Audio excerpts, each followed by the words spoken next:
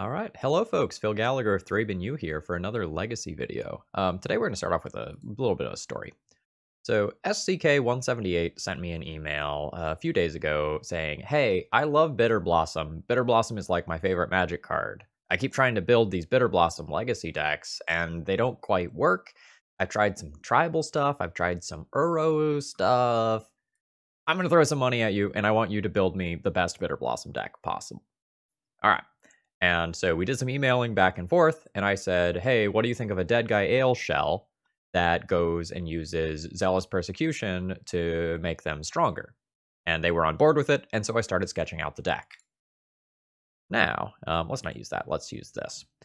Fast forward a couple of days later, and Merosh06, a Japanese player, posts this picture online of a list that they were calling Deadguy Witch, that used Sedmore Witch as sort of a sticky, annoying threat that also has Magecraft, so you can go and make a bunch of creature tokens. And that got my juices flowing, and I decided to take their starting point, adjust it a bit, and then turn it into this Bitterblossom deck. So what is our game plan? Because there's a lot of cards you're probably going to have to read here. We have two Magecraft cards. We have Leonin Lightscribe, which whenever you cast or copy an instant or sorcery card, you get an Anthem. Creatures you control get +1/+1 until the end of turn. And Sedmore Witch gives you a creature. And Ward is an ability that if your opponent targets it, you counter that thing unless they pay 3 life. So we are going to play a bunch of discard and pinpoint removal, and we're going to get extra value off of our tokens that we produce, off of Bitterblossom, Sedmore Witch, and we also have Lingering Souls in the deck list as well. We're going to buff them with Leonin Lightscribe, Zealous Persecution, or Intangible Virtue to get in for a whole bunch of damage. I have added the Chain of Smog combo into this deck. So if we target ourselves with Chain of Smog, we can infinitely copy this thing. So in this deck, I have the possibility to make my creatures infinitely large, or to make infinite creatures, and we might even do both at the same time. Now, in this deck, I think it also will be just reasonable to cast Chain of Smog targeting our opponent as a discard 2, sort of in the fashion of Hymn to Turok. And if our opponent copies it, we'll turn it into a chain, this like mutually assured destruction spell, where hopefully I already have something like a Bob or Bitterblossom in play that breaks parity in that regard. I am really excited for this deck list. I made a decent number of changes to the list that they posted. So for example, their list originally had 4 Wastelands. I figured with like Hymn to Turok and Zealous Persecution and really wanting to double or maybe even triple spell in some cases, that shaving one of the colorless sources was probably a good idea. I made one other mana-based substitution, I think. I don't remember what it was. I messed with the sideboard a whole lot. So looking at this deck, we have 4 main deck Thoughtseizes, 4 main deck Therapies, 2 main deck Hymns, and I added the Chain of Smogs as well. So that is a butt ton of discard. And so I decided that playing the full playset of Surgical Extraction was probably the way that I was going to beat a combo deck. So like, let's say we're playing against Show and Tell, we put a Show and Tell into the yard, we surgically extract it, and that's our game plan. There is also a decent amount of graveyard-based combo running around, so I figured that was okay as well. I am super excited to try out Fracture. This is a card from Strixhaven that I've really been wanting to play. Somehow it's an uncommon. Destroy target artifact, enchantment, or planeswalker. That is like just a beautiful range of text on a card, and I'm really looking forward to messing around with this and see how it performs.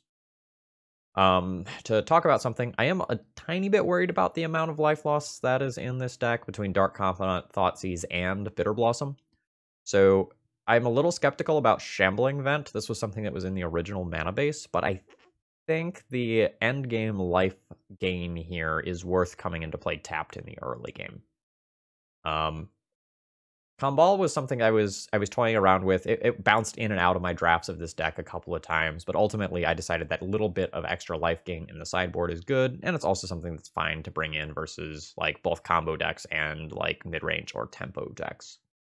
Overall, I really like the idea here. I'm not 100% sure if I have all of the numbers right, So, for example, should Intangible Virtue just be another Zealous Persecution or another instant or sorcery to more consistently trigger Leonin Lightscribe and Sedgemoor Witch? There's a lot of things of that little nature to think about. The original deck list that was posted had a couple of Planeswalkers in the main deck, but I just turned those into more spells to more consistently trigger these two creatures. All right, I hope you're as excited about this as I am. The last time I played Deadguy Ale, I 5-0'd and it became my best video of all time as far as like YouTube metrics go. So hopefully we can do that sort of thing again. All right, please consider throwing me a like before we get started here. That sort of thing really helps out with my videos, and let's battle. Okay, I've kept my opening hand here, which is a little light on both mana and action, but it's going to be so good against like a Delver deck, for example. Double Sylvan Library. Rough. Okay, what's the game plan? Wasteland is not going to be great versus Sylvan Library. My removal spell-based hand is probably not going to be great against this deck, more generally speaking. We're going to be playing against some 3 to 4 color Uro mid-rangey pile.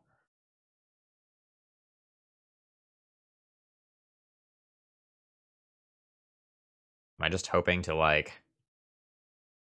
draw Bob and take over the game that way? Force of Will takes that. Abrupt Decay takes that. I guess Abrupt Decay isn't castable now. I'll take the Force of Will. Maybe I take Force of Will, they play out Karakas on turn 1, I Wasteland them. But they should probably just lead on Verdant Catacombs and not get Wastelanded out of this game. Definitely nervous. I kept this hand knowing it was a little bit risky, but knowing that like it had just such great metrics versus certain kinds of decks. Oh, that's a punish. Opponent will just brainstorm in response to this Cabal Therapy. I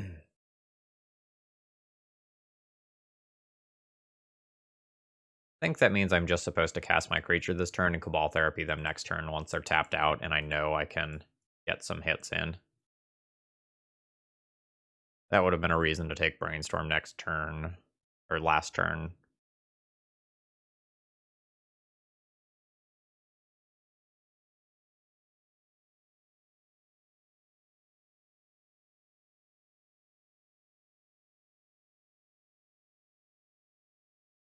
The Fractures from the sideboard are going to be real good here from the look of things already. Oh, are you really going to just Brainstorm here?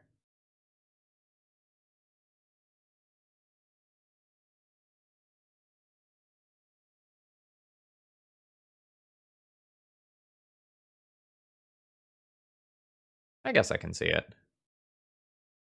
I'm going to assume that one of these is now buried.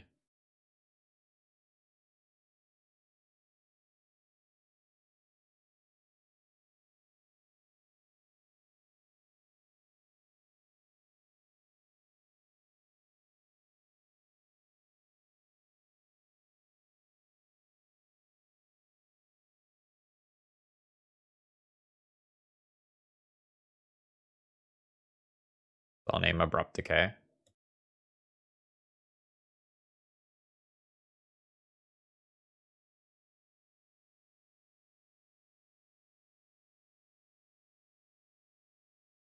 Hmm.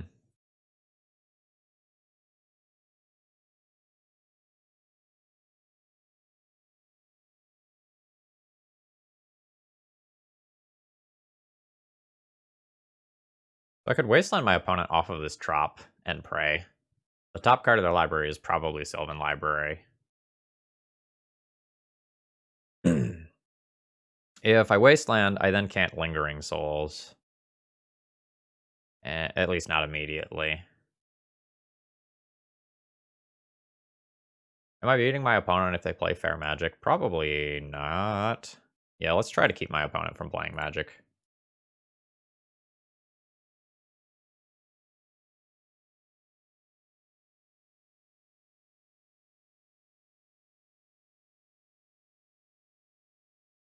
I think Sylvan Library is going to let them hit their land drops, so like this doesn't feel good, but like my entire hand doesn't feel good right now.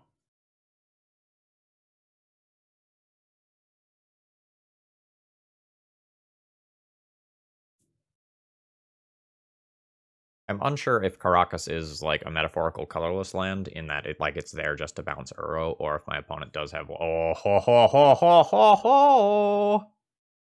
Nice.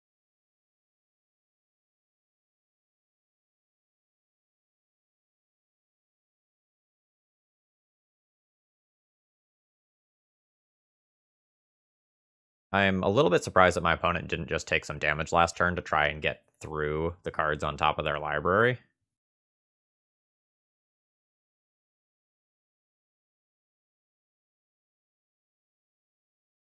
Wow.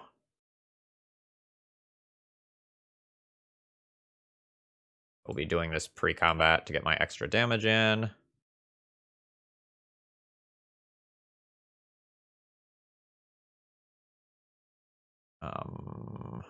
Noble Hark.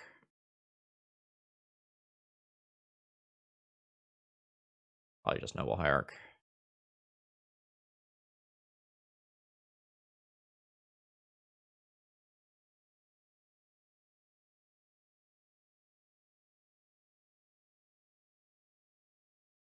I don't know, maybe I don't take Noble Hierarch since I have 3 removal spells.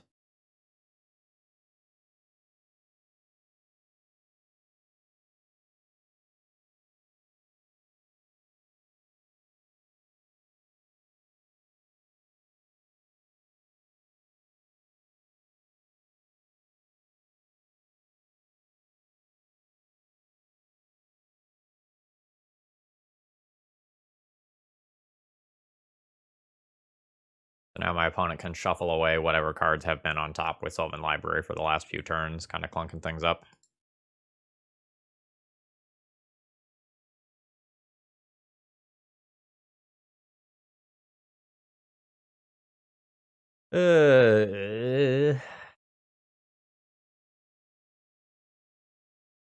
Alright, maybe I can't keep hands that look like this in the dark in the future.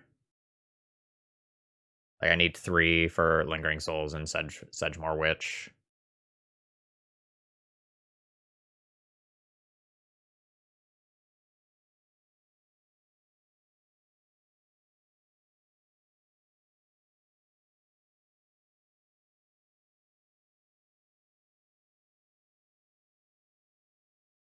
Alright, so opponent not just going for playing Uro for the immediate life gain.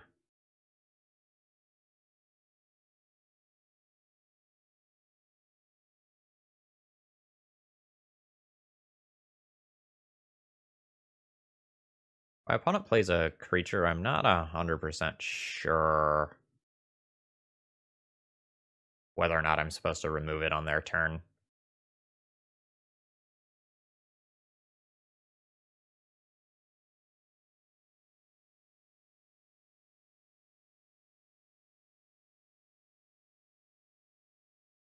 Well, this is insane.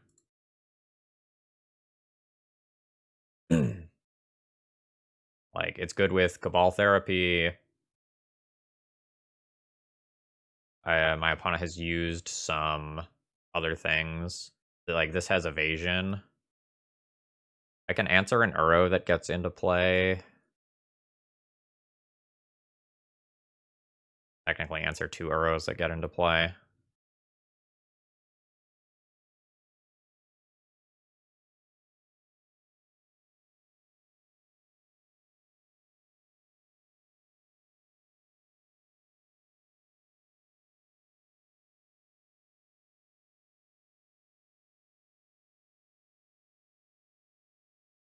The Brainstorms and the Uros make my Cabal Therapy slightly awkward.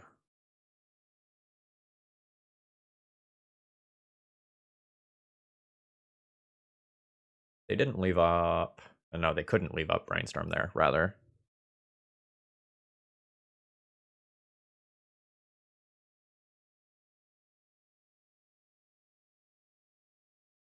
Well, I will cast the card that I can cast. Greatness at any cost.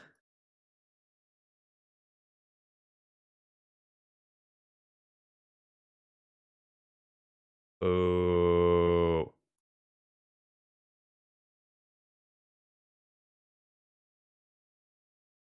This incidental Uro life gain here is pretty good.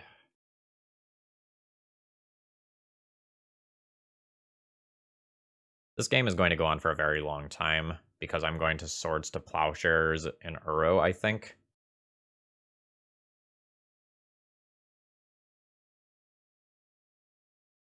Maybe I'm going to Fatal Push in Uro because my opponent has that Caracas.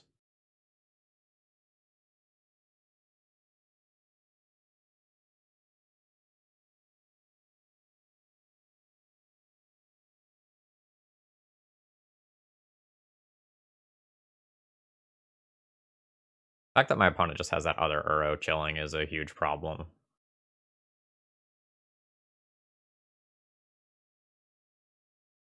Well, that'll be a good finisher in a bit, but I'm not quite there yet.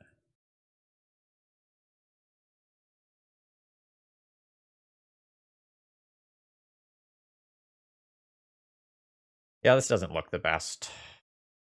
I don't have Revolt for Fatal Push currently.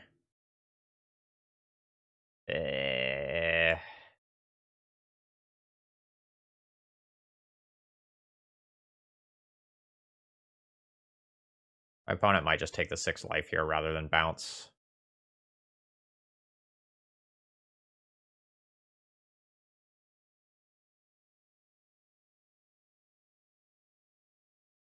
Yep. And I have Brainstorm up, so I don't really want a Cabal Therapy, unfortunately.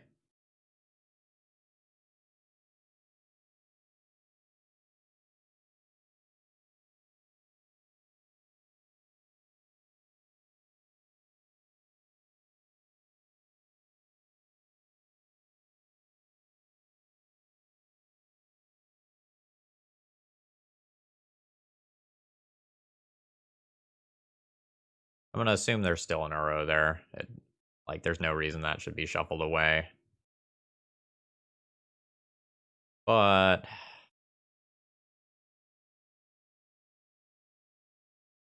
I need to build up quite a few creatures in order to, just outright beat the Uro. It's possible for my opponent to deploy Uro from hand and then from graveyard this turn cycle. A little unlikely.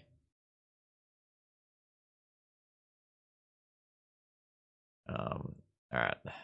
They got the land. I think I'm just going to Swords to Plowshares this now. The Caracas is tapped.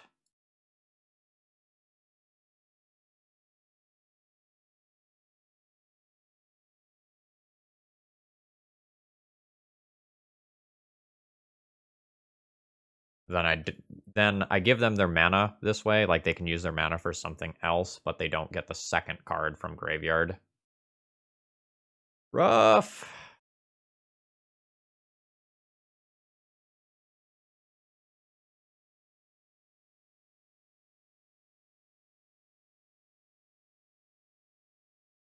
The fetch land would be such a good draw, so that I can just, Fatal Push that out of there, buy myself some time.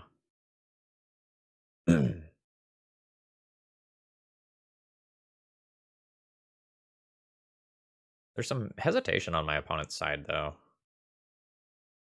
They were thinking about some other thing. Okay, yeah, they're taking their time here. Alright, Lingering Souls versus Sedgemoor Witch this turn.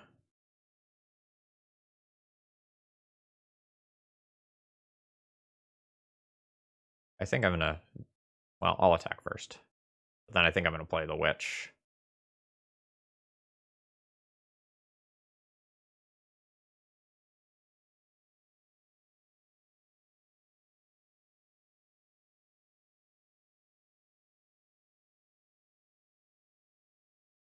The Witch just gives me the possibility of going wide, and it gives me more value out of my spells in the future.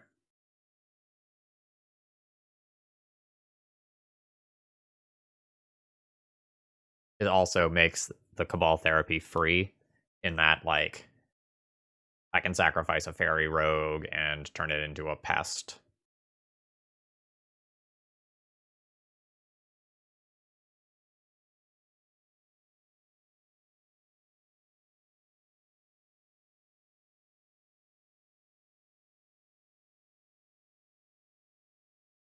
This Caracas is obnoxious, but I think it's pretty safe to assume that it's a one of in the deck list.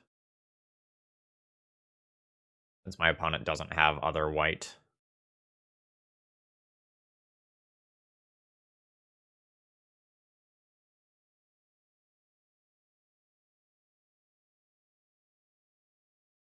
So my Cabal Therapy can give me Revolt for Fatal Push.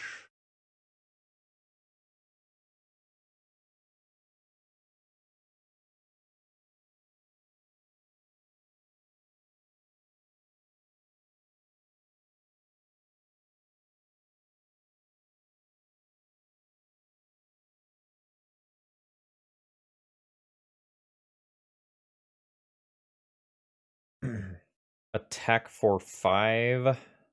Lingering Souls. Cabal Therapy, Fatal Push. Maybe I should be thinking about doing some of this stuff pre-combat, actually.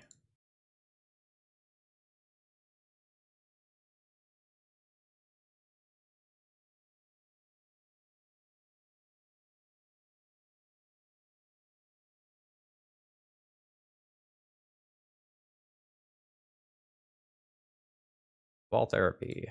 Target you. Sacrifice the past.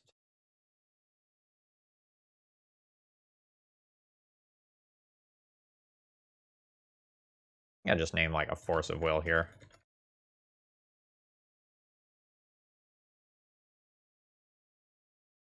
Nice hit. Now I've had a creature leave the battlefield, so I can go ahead and Fatal Push. Target this. My opponent will bounce it.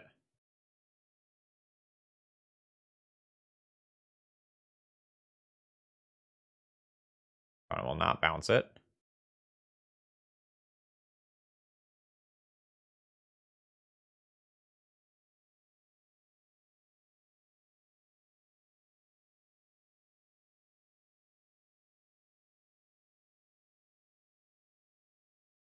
I think I probably have lethal next turn.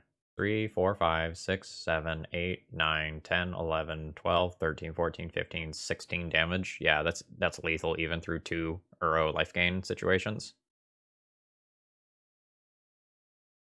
Okay, hold on. Is it lethal if there's a block here? 2, 4, 6, 8, 10, 12. Yeah, still lethal if my opponent can produce multiple blockers.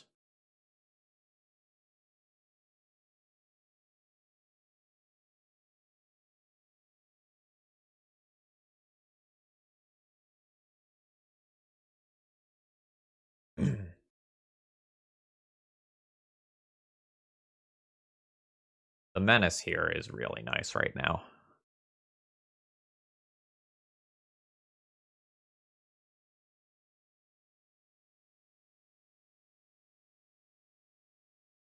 I'm gonna be very impressed if we grind through, like, what is that, like Uro number 5 or some shit like that. Oh god, the Zealous Persecution gets better.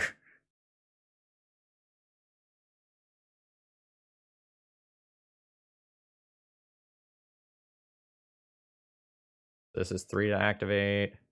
I can't both activate this attack with it and cast Lingering Souls.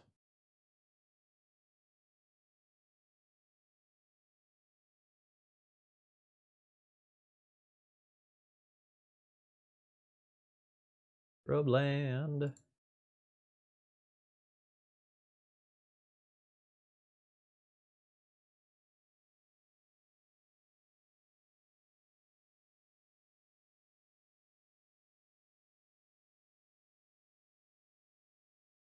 So I'll cast this before blocks. Telegraphs things a little more, but this is obviously really strong.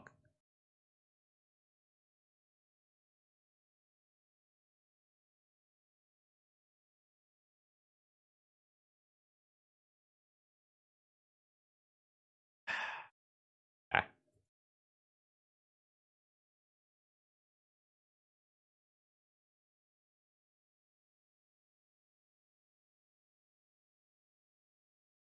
Assuming 2 of these get blocked.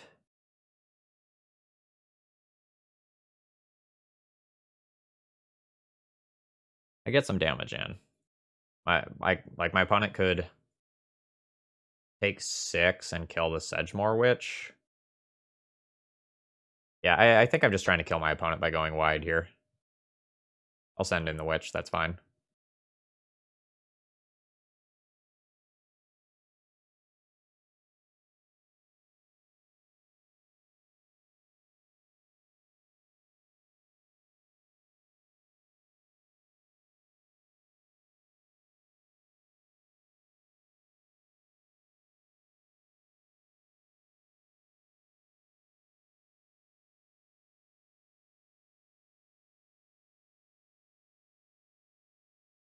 My opponent can try to do some Uro shenanigans where they like attack with it, bounce, bring it, replay it.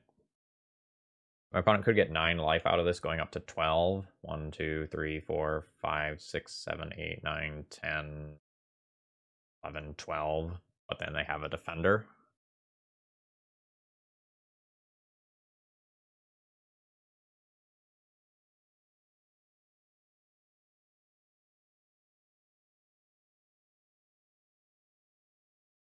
Scavenging Ooze.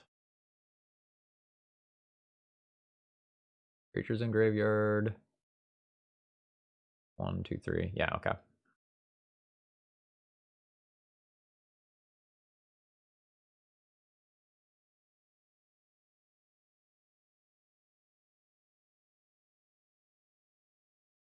It looks like my opponent is still very dead, although a valiant effort on their end. They go to 6. I have way more than enough creatures to still murder them.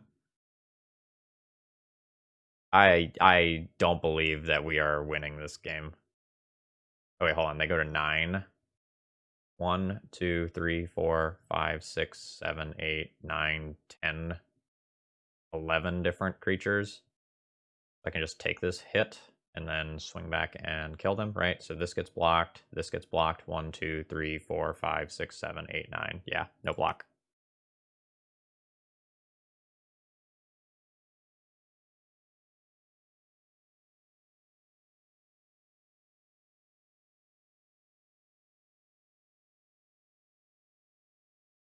Ambling Vat. Activate it.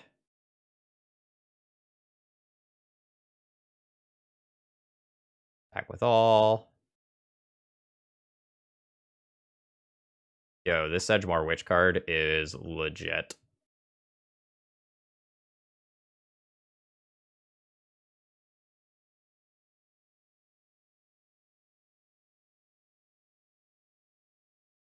That's insane. I need to take a picture of that. Okay, so despite getting stuck on mana for so long, we still like very easily did the thing. I think I like Fractures for Sylvan Libraries. I think I like Zealous Persecution to end the game. I want Kaya and Kumbal. Probably Gideon and some number of Surgicals to fight against Uro. Maybe Path too. I'm not going to bring in all of these Surgicals. Probably either 2 or 3. Alright, what don't I want? I don't like Fatal Push nearly as much as other removal spells.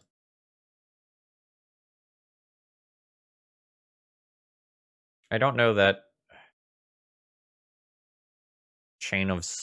I don't know that the Chain of Smog Infinite is necessary. It seems like I will get my opponent dead just fine without infinite means.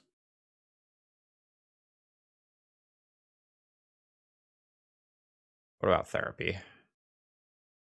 Like, it seems like against the Uro deck, I want a little bit less discard than normal.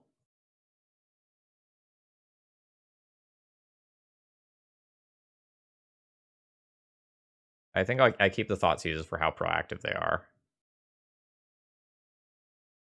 And their ability to just punch holes in what my opponent is doing. I want the Intangible Virtue because of, like, an opposing Plague Engineer or something. I gotta go up one of these since, like, Uro is just so good. And I don't know about the last cards. Maybe I'm overboarding. Like, maybe... It's so good against Baleful Strix, though, and it's so good, like, when I have a Token Swarm.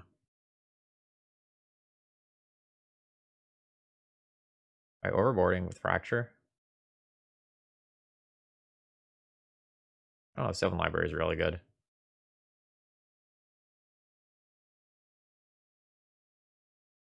Drop one of these.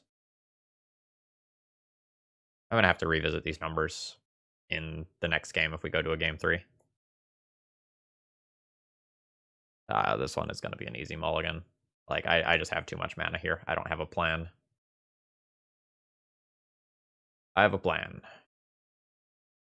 I also have Cling to Dust for Uro. All my cards here are just insane. I think I keep the 2 Bobs and assume that I can find another Witch at some point in the rest of this game.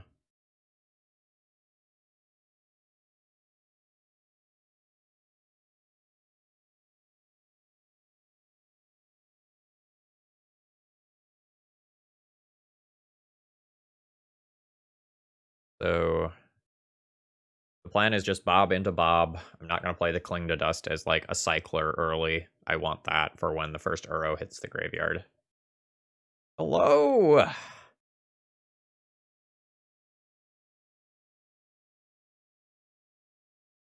There's a world where we just play that next turn instead. But I don't want that to get decayed. I'd rather a Bob get decayed, I think.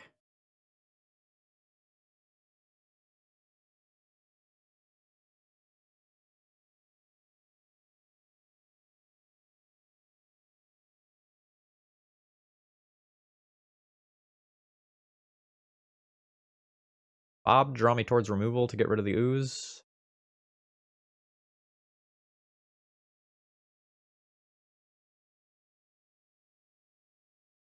Think is better than just jamming the Bitterblossom early.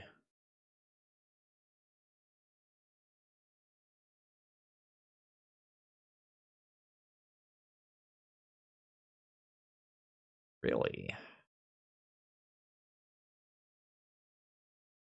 Have another one. I think I just take this trade.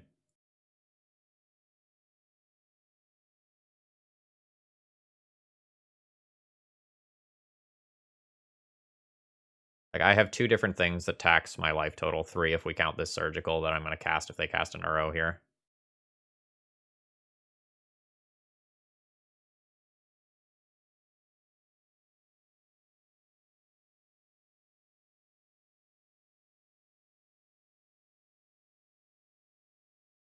To better play around Force of Negation, I am just going to surgical Uro now.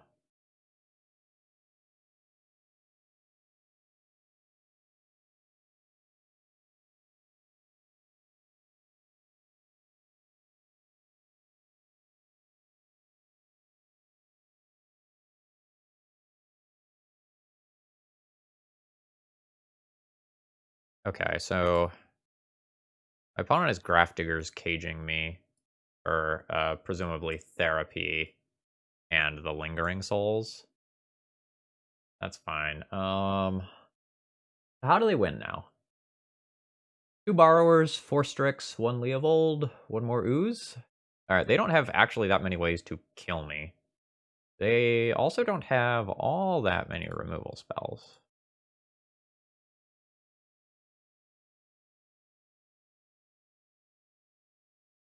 Alright, so they have an Abrupt Decay and a Fatal Push in hand.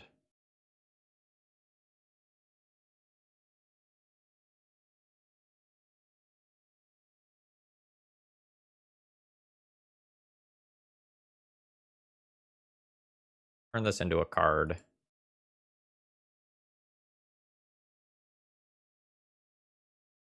Now that the Uros are gone, we can worry less about that. Not bad.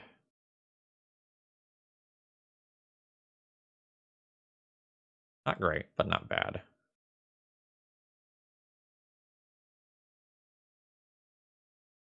There's no Wastelands in their deck. Safely fetch a Scrubland.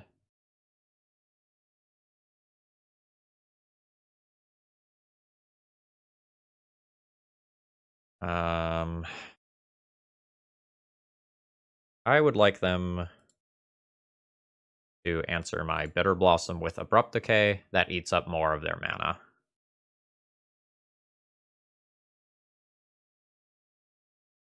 I would rather get more cards than more bodies right now, I think.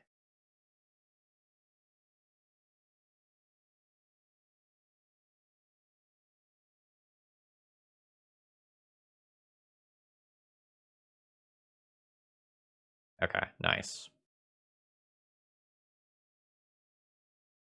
So now I will Thoughtseize you.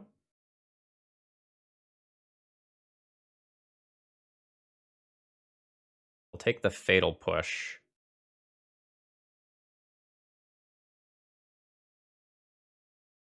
And then this keeps Bob alive.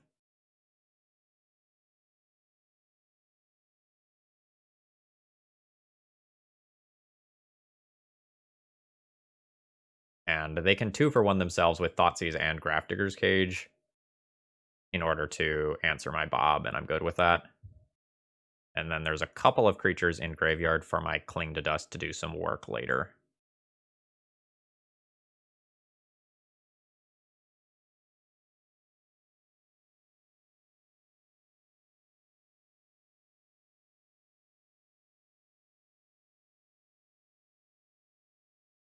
Yeah, I expected that. That's fine.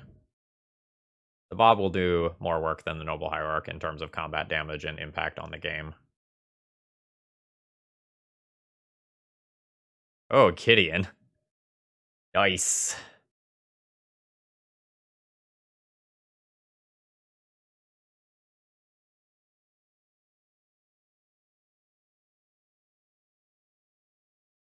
That is going to end the game in a hurry.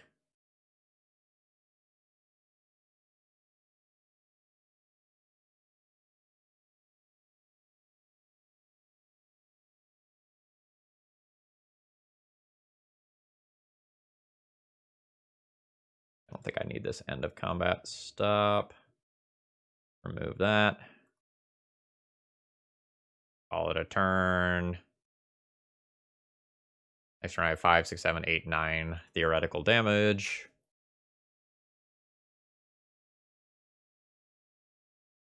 There can also just be like a Gideon emblem plus Lingering Souls in my future. That's really strong too. My opponent has one Assassin's Trophy that directly answers Gideon. Otherwise, they can find a Brazen Borrower to bounce it.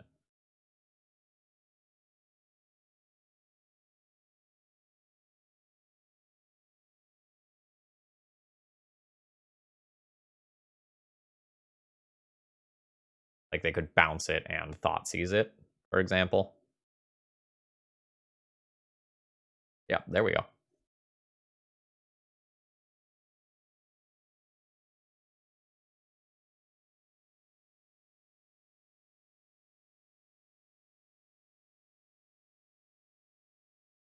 That's fine. I just need to be careful not to die to this Brazen Borrower. Oh, right. Also, I can't Cling to Dust because of the Grafdigger's Cage. Sorry, I forgot about that.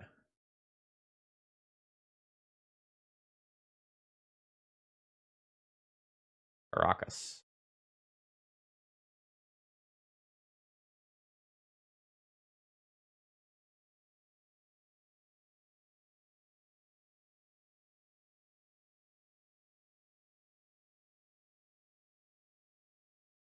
Wah, wah, wah, wah, wah. Nope, okay.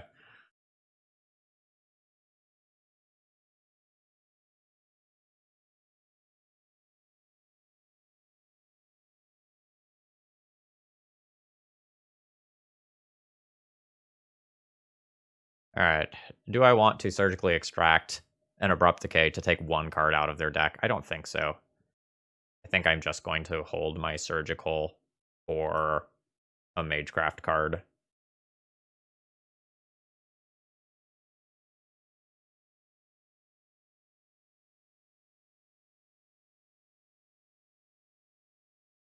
Oh. Yeah, I'm going to cast this. Now I just have a double Anthem effect this turn. No.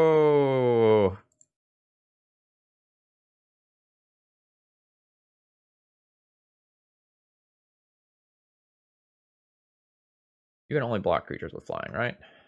Okay, you can trade with a spirit. That's fine.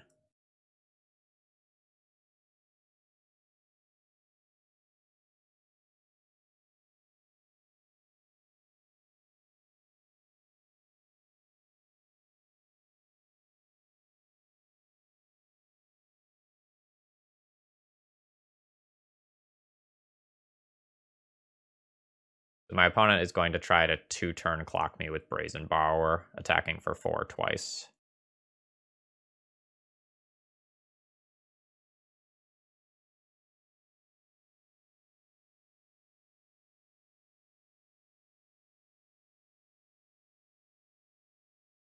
So I need a removal spell, and I also need to not die to Bob. This game is insane.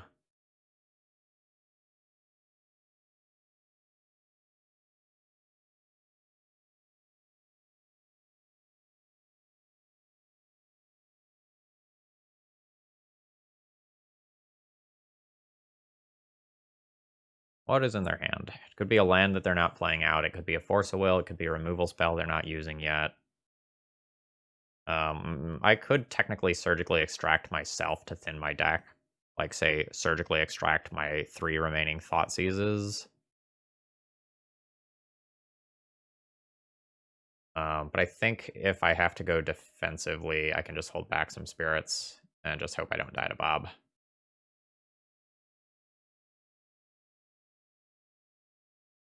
Dang it, Witch.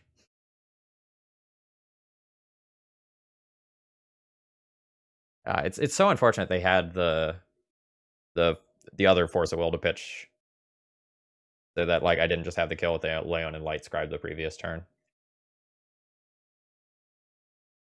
Okay, so as long as I answer the Uro, it is hard for them to kill me.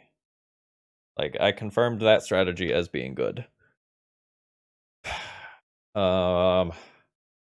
surgicals feels about right, though. Do I want to go down on something else that decreases my life total?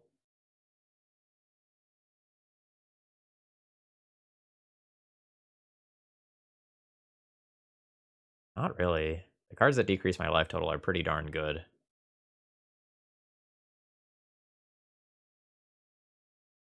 Thoughtseize is a little bit less good than normal.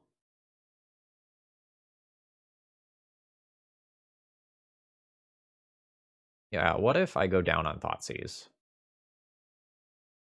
Like, I can cut 2 Thoughtseize, bring back in the Leon and Light Scribe and a Zealous Persecution, and just be a little better at killing, a little worse at disrupting.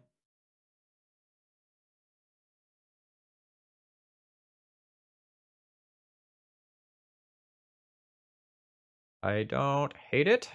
Alright, what about Fracture? So, this hits the 2 Sylvan Libraries, and that's it. I guess I just saw both game 1. I kind of thought my opponent might have some Planeswalkers, but they don't. Maybe I don't play Fracture. I just let them have Library and try to kill them through it.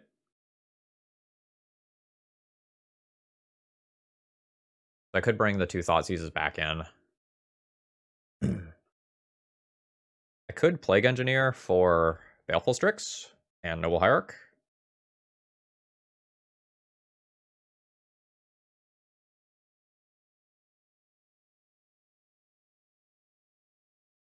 I could also Fatal Push for the same reason.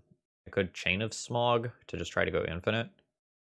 Kill on fewer resources.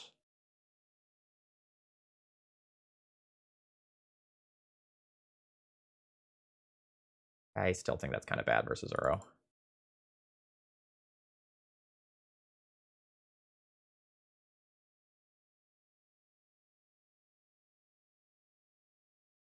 Not enough land. I really need a second black source here. But I don't think this goes back.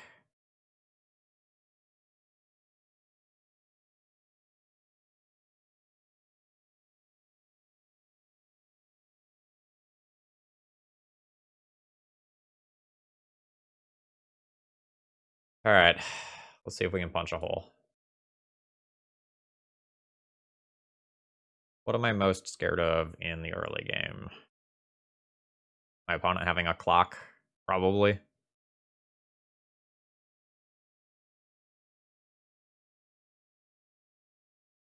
I'm going to get rid of their clock.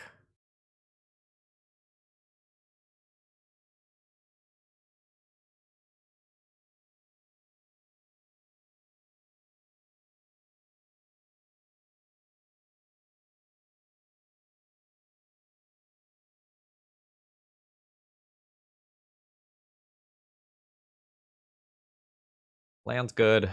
Bob's okay. Bob would trade for force. Bitterblossom is fine. Other Thoughtseize isn't the end of the world.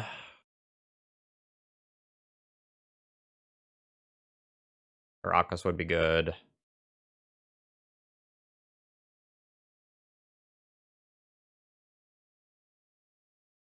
Not great. So I miss out on using my mana this turn cycle. I don't think I get to be pickier than this on 6, though.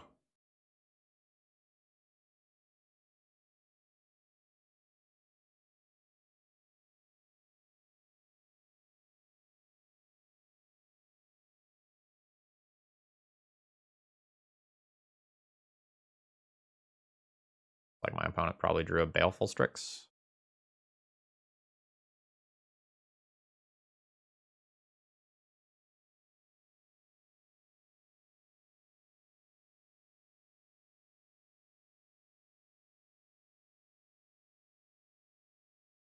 Oh, they found Thoughtseize. I assume takes the Witch after just the insane things that it did in game 1.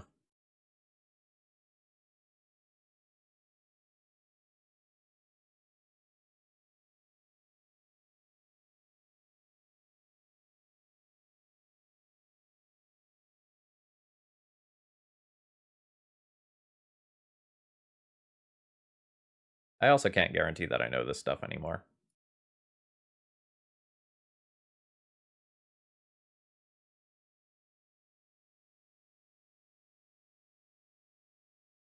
Rough.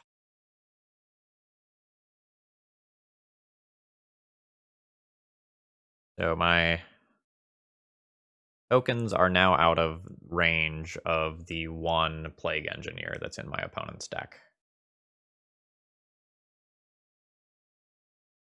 That's the good news. The bad news is, like, I'm missing land drops and giving my opponent time to set up.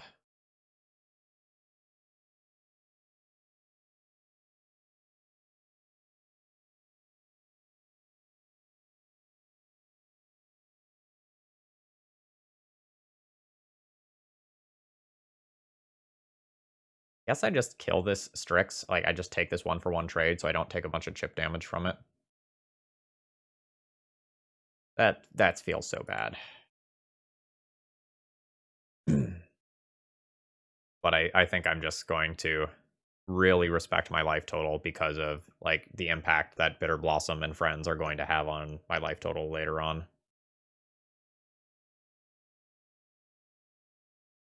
Even if I draw a land, I wouldn't be casting a Zealous Persecution for probably 3 or 4 turns after I drew a land.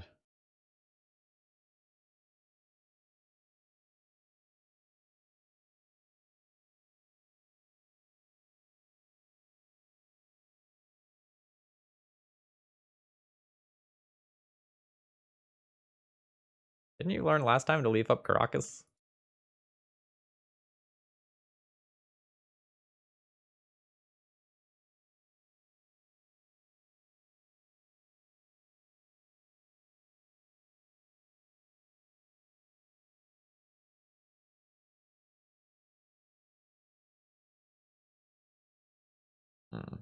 Fatal push their own Uro there. Alright, that's fair, I guess. So a Surgical would now be a great draw.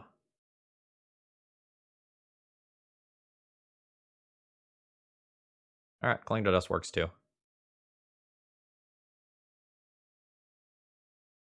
I'm going to cast this now.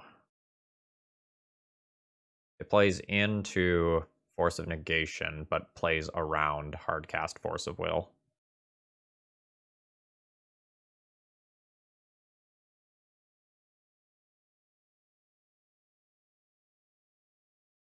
Since my opponent fought over that arrow, I don't think they have a second. They can find a second, but I don't think they have one now. We're also starting to get to the time where my opponent's clock is a real concern for them. If they don't find another arrow, they are going to have a hard time closing out the game through a bunch of, like, bullshit tokens that I make.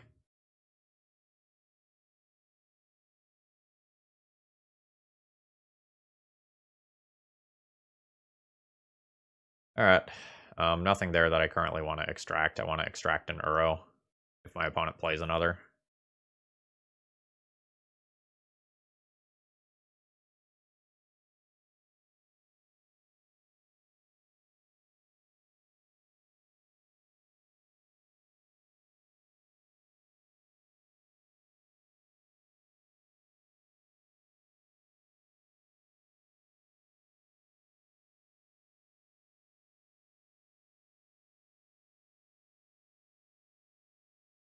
Nice. Nice.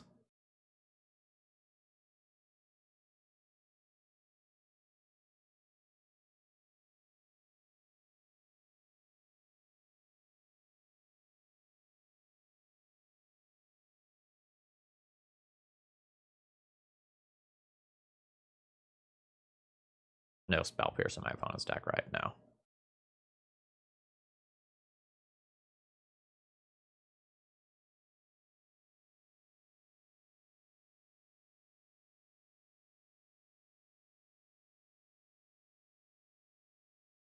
Oh, my opponent does not have a pitch for Force of Will.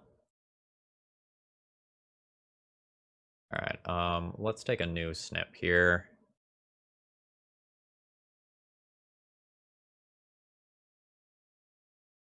As opponent's current hand. Okay.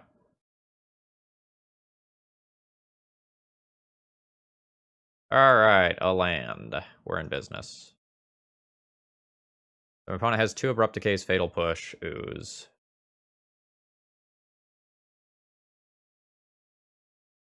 Token Parade? Or do I just him them? The Ooze is really quite good. If I can high roll and hit that, it's very good for me.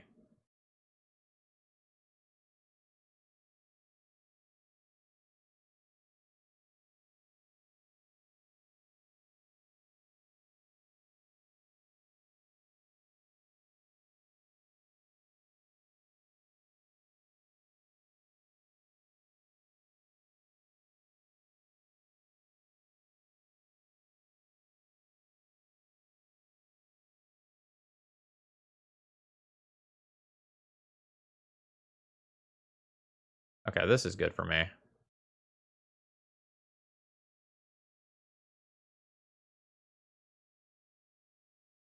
So they've cast an Abrupt Decay, increasing the chances that I can hit the Scavenging Ooze. Unfortunately, I have missed.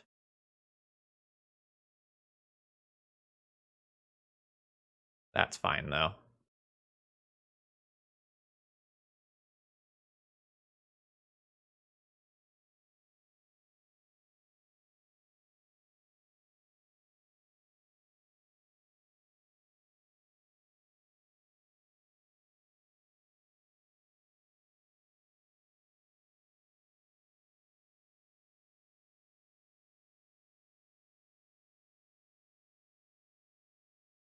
My Lingering Souls lose some potency. There's 1, 2 creature cards in graveyard. Scavenging Ooze can become a 4/4.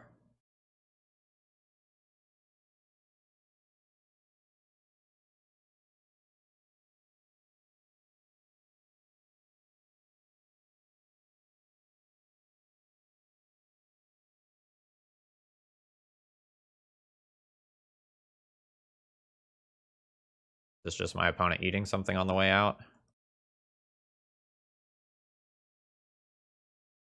Seems like it. Alright, yeah. I'm just going to preserve my clock here. My opponent's Uros are gone. They have Leovold, Brazen Borrower, 1 Plague Engineer, 2-ish Strix left. No, they have all the Strix left. I think it's just going to be hard for my opponent to physically win the game. I might just kill them before they time out, though.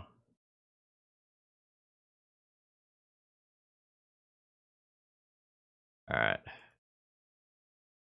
Force of Will is gone. I think I'm 100% fetching this game. I'm just going to do it now, and just so I can F6. I don't have to worry about Wasteland. I do have to worry about clock.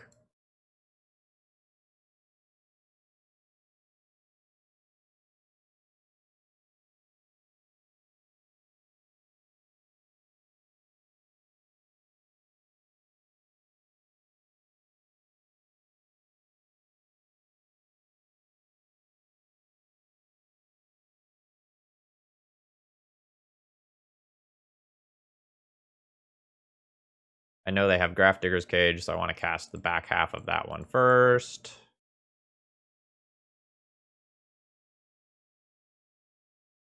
And I'll get the front half of this one.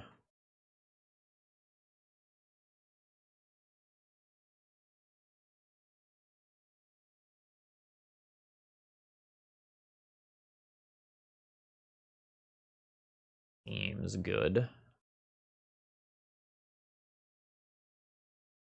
My opponent does not have access to a sweeper outside of the 1 Plague Engineer.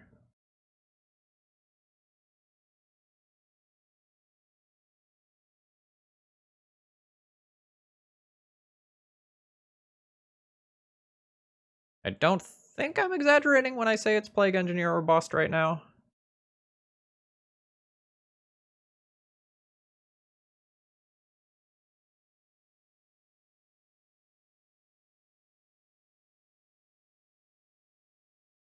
I think my opponent recognizes that as well. The shuffle.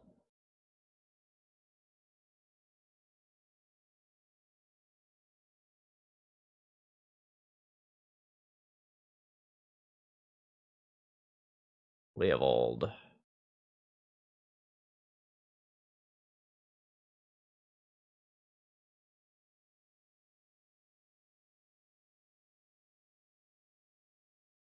My opponent is losing precious seconds of clock here. And, like, deciding whether or not they're going to attack.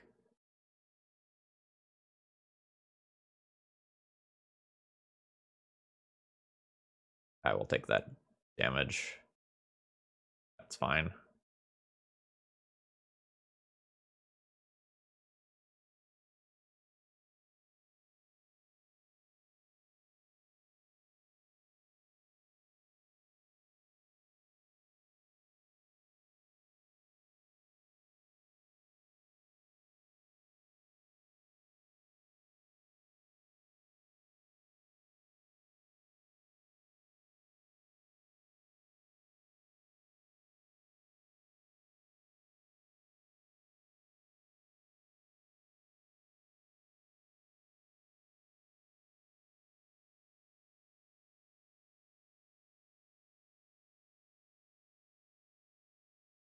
Now with sub 30 seconds left, even if my opponent finds the Plague Engineer, I just don't think they can kill me in a timely fashion.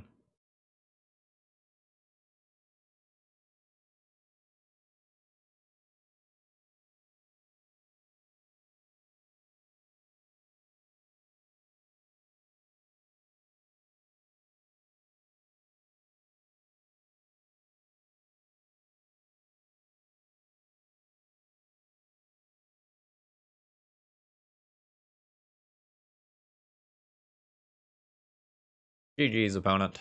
I will put you to 1 before you time out.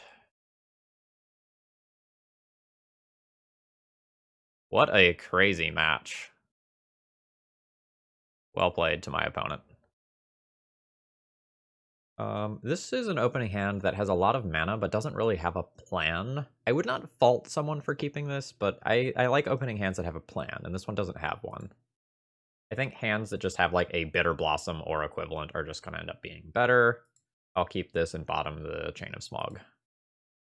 This is a This is just a traditional, like, good stuff, Deadguy Ale opening hand of, like, Thoughtseize you, clear the way for Bob, cast Bob.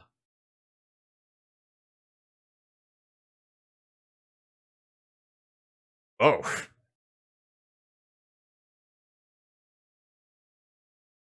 Something over there is important. I don't know what it is.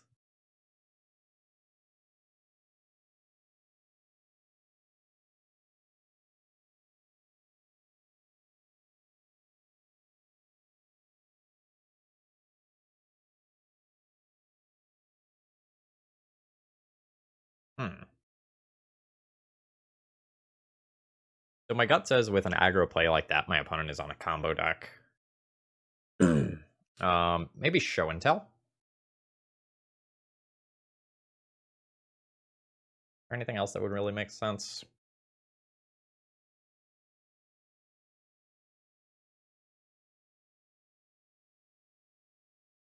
Not that I can think of off the top of my head. I don't think I need to play around Wasteland, but I am going to until I get a feel for what my opponent is doing.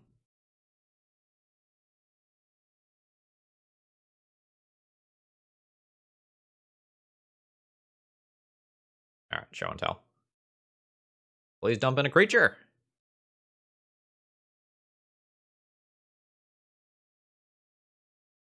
No Omni one-time dealer. Ha ha ha ha ha.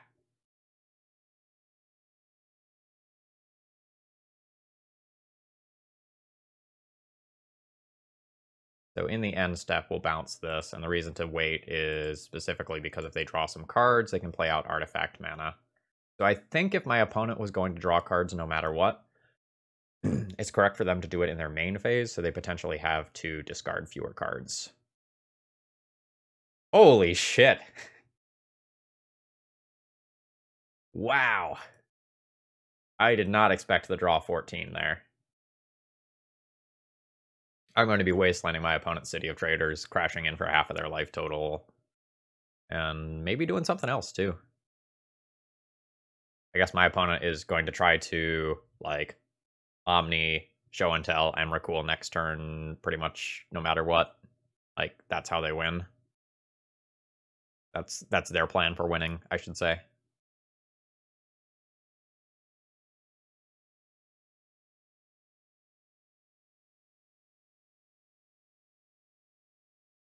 It'll be interesting what my opponent keeps. Because they presumably need, like, Show and Tell and Fatty. That's 2 of their cards. They're probably going to want Force of Will blue card. That's 2 more. Maybe they keep second Fatty or a tutor like a Cunning Wish. Well, so the thing they need to do is keep a soul land. That's what they need. Whether or not that's something that they think of to play around is another story.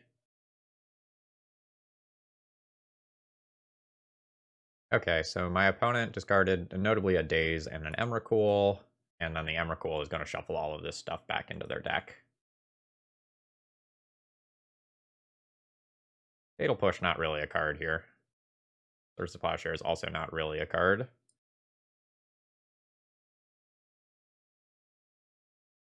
So they need another City of Traders because now Ancient Tomb is off.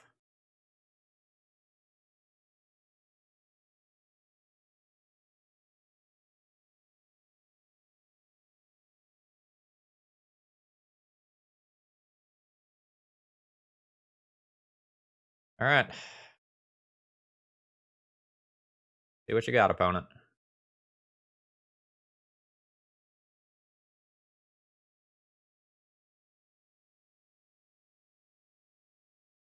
Flooded Strand. That's not a soul land. They could Lotus Petal and still Show and Tell.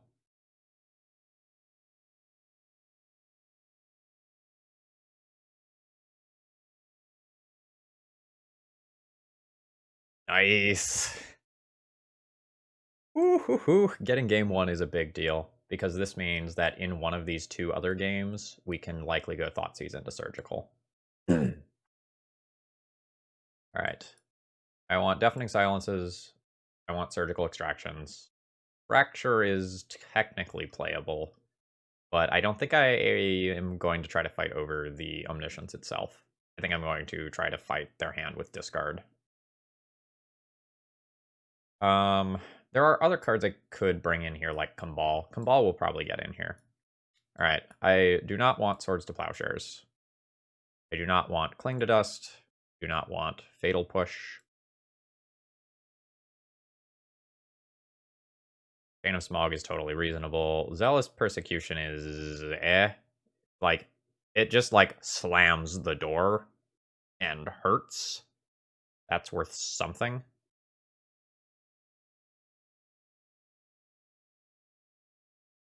Do I want a one of Path to Exile as another answer to a Grizzlebrand that is put into play?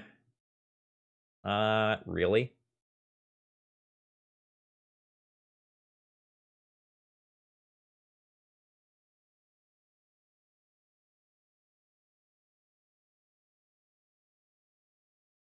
Yeah, I think I'm good with all of this as is. Like, Fracture is interesting with Deafening Silence in particular. But I don't think I want to play Path for a very situational thing that can happen, and I'm not sure if Zealous Persecution is worse than anything that's over here in the sideboard.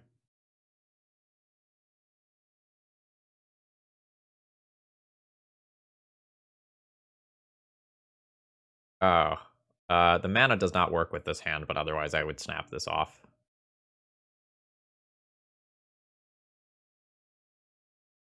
Oh, baby! That is so much disruption. I will be keeping this. Let's assume that I can just find another threat and get rid of the Lingering Souls.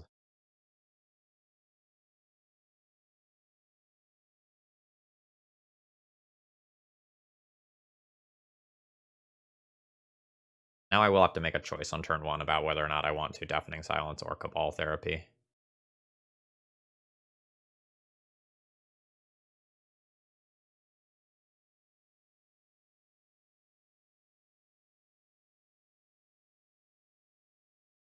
I Cabal Therapy this turn, I can Cabal Therapy and then Deafening Silence next turn.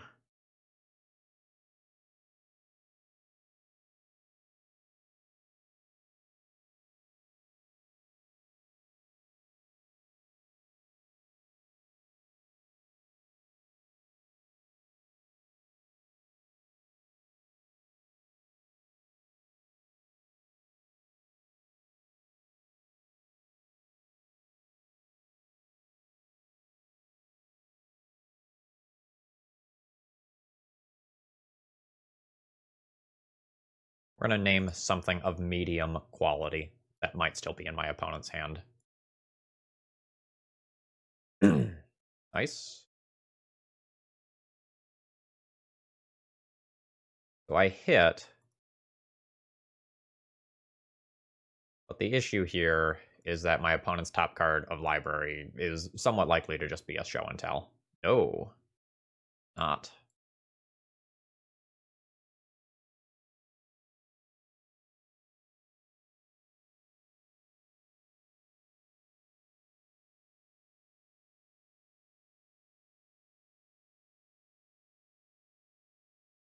Therapy and Deafening Silence?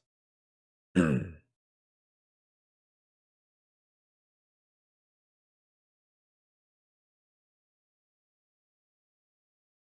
think I like that better than him.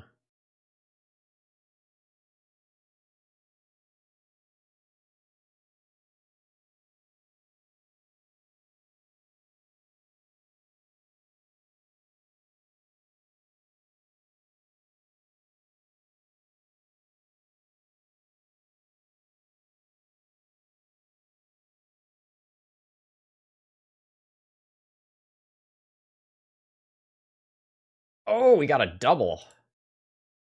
Leave them with Grizzlebrand and Ancient Tomb.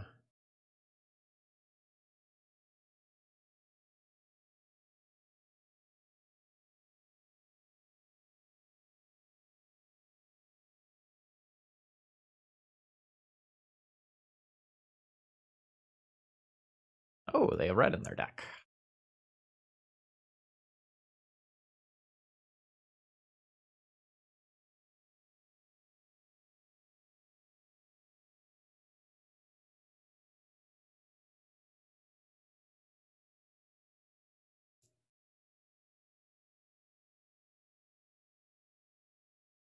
I mean, no. We can kill them a couple of turns from now. Let's not let them accrue cards in their hands.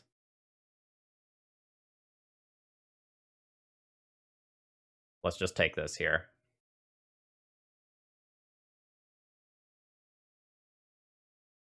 All right, we got a Simian Spirit Guide. I guess we do need to technically worry about a top-decked sneak attack. But then I can play Leonin Light Scribe into Chain of Smog and just kill my opponent.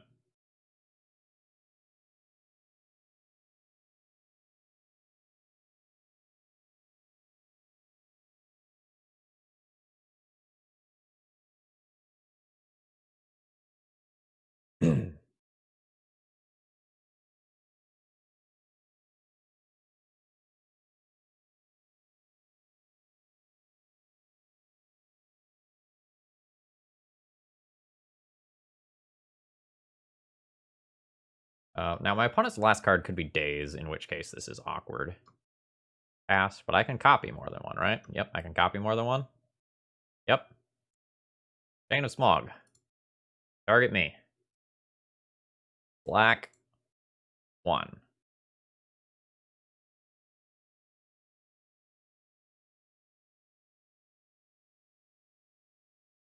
Yes.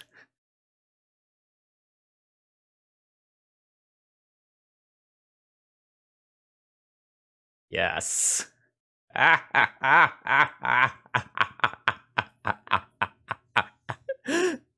This is great. This opening hand is okay. I think I'm gonna mulligan it though. Like, I'm on the draw, and if I get a third land, it's fine, but I don't have any great proactive plays unless my opponent plays a creature. I'm gonna just try to find something more consistent. Alright. The tap land can go, and one of these two wastelands can go. I don't want to be down this many cards when I don't know what the matchup is. Oh, okay. Well, opponent's favored here. Like, I'm down on cards.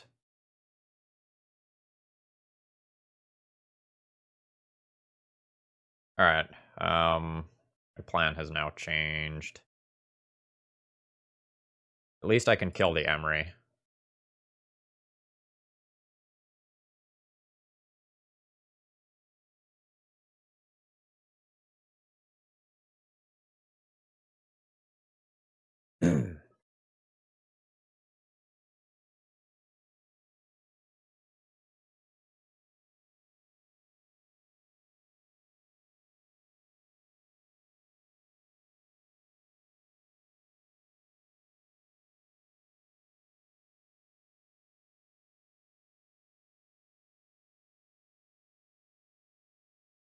And a surgical against this deck. Not sure. Like, they have a decent amount of varied threats. Oh, shit. LED plus Echo plus Psi is insanely good. Oh, and they got an Emery too first. Rough.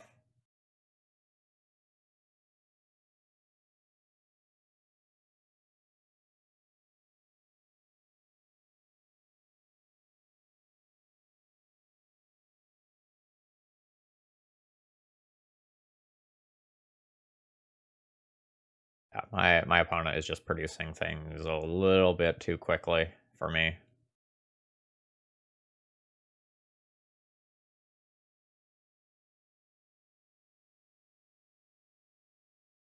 The Zealous Persecution will be really good later, if I'm still alive.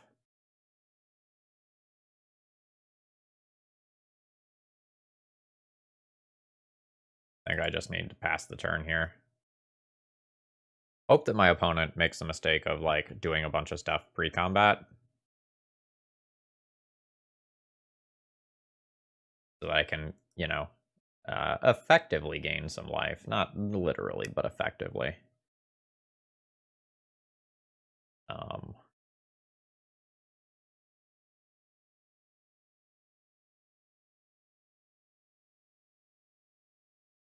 Got some sideboard tools, but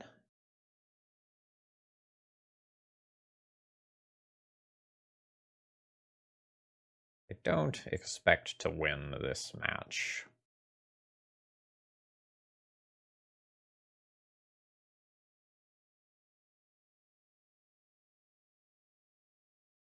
My opponent just has so many haymakers.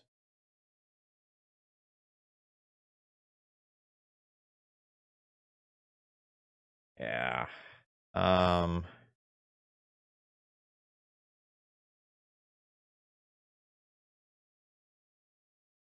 think this one's far enough gone where I'm gonna go ahead and pack it up. Like, I can Zealous Persecution here, but then I play, like, something like this. My opponent has an engine. Really multiple engines.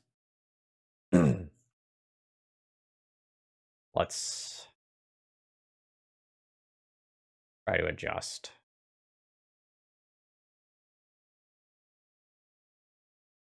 I want more of this. I want this. And I want this. And I probably want this. And this. Some number of Deafening Silence and Surgicals are probably acceptable. The Surgicals are weird.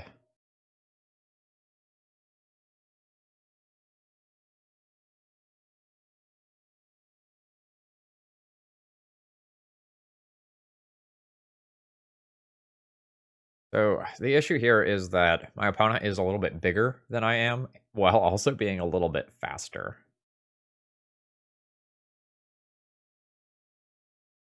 And that leaves me in sort of a weird spot. I think I need to disrupt them early and just keep them from having a game. So I'm going to keep all of my discard in and try to get lucky on some guesses. I think Cling to Dust goes out.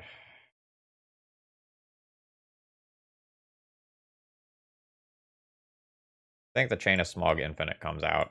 I just have a bunch of cards I theoretically want.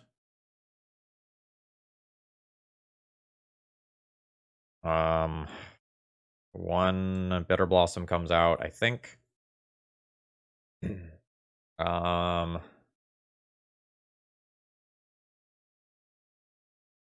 down one of these. Yeah, I am really not sure how to sideboard here. Maybe the guessing game of Therapy is not worth it. If I do that and then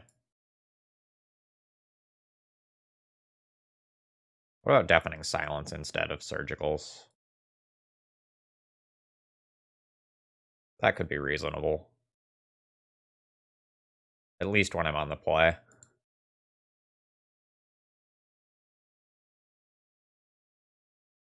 It's a little hard for me to construct what, like,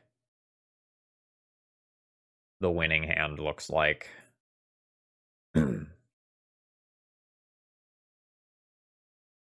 I really think I need to turn one discard spell here. Like, this hand has a Light Scribe as, like, a nothing play. So I do nothing on turn 1 and 2, and then I have a relevant turn 3 play. I think that's just too slow. This I like. This I keep. Junk Witch. Keep all my interaction.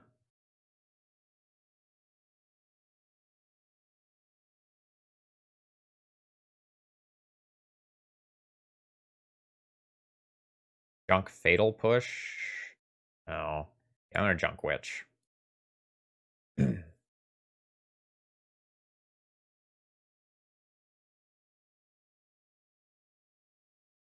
gonna lead on Thoughtseize. There's some hands that can punish me for doing this, but a lot of times there's one big thing that makes the opposing hand good, and taking that is fantastic. So that one thing here is Karn. but I need to stop the chalice. Well, is that true? Is Karn worth at least 2 of my cards? Yes. Yes, it is. I can just let them chalice me, ignore the Deafening Silence and Fatal Push, and hope to get lucky. Otherwise, I can take chalice, and then I don't know that I beat turn 2 Karn anyway. Alright.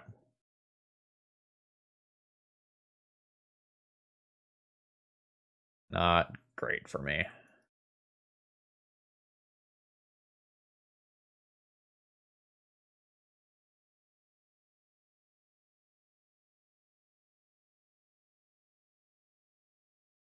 Alright, Ancient Tomb down, Bauble down. I presume this is Chalice down.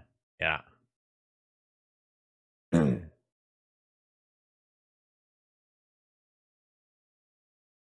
Well, that's about the ideal draw after all things are said and done.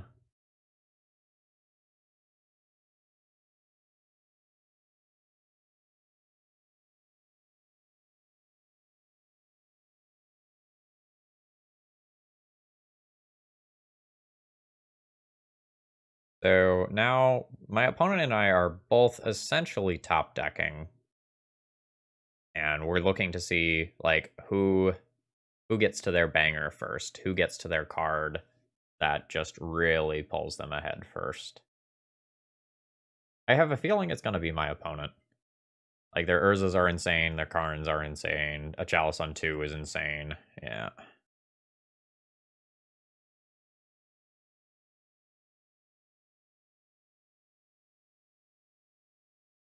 Alright, Babo.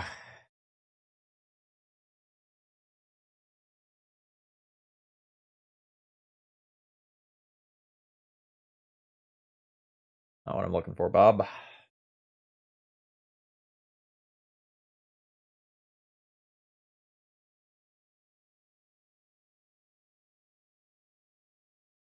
My opponent has just a casual 5/5 that is going to get larger.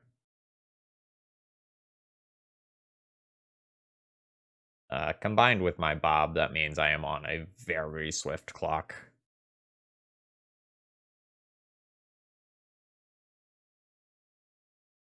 I don't have some collector oof caliber card here. That just really shuts down this match.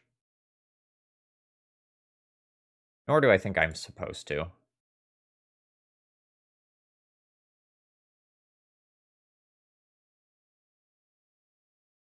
But I think between my mulligans and my opponent's, relatively speaking, deck that is good against mine, this is just hard for me.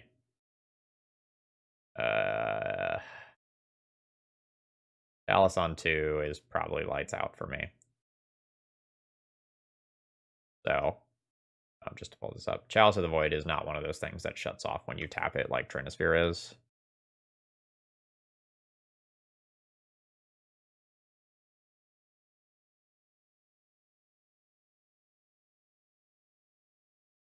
Alright, well, that's a castable card. Although I don't know that it really does me much good to cast it, if I'm being honest.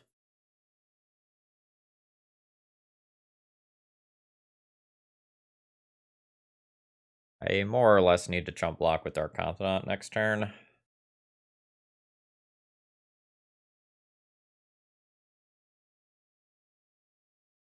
My opponent's still at 16. Even between Ancient Tomb and Cabal, like, they will just kill me before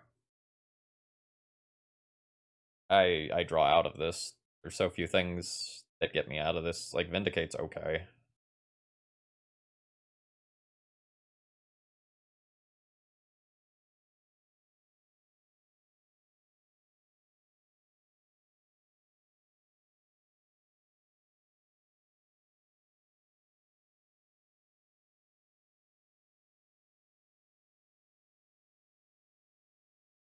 Well,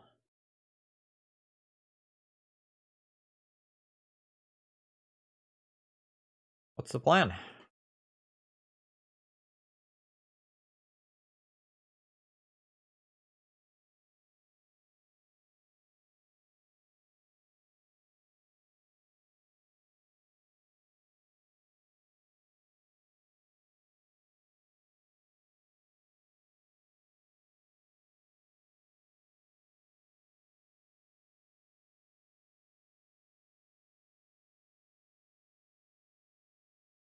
To get rid of future Chalice of the Voids beyond this one, I need Fracture, which is CMC2. I have more CMC2s than anything else, although my CMC3s are pretty good.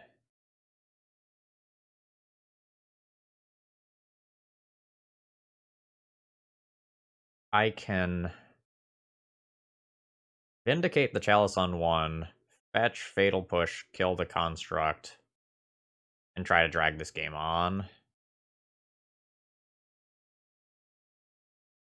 That's my play that has immediate impact on the board.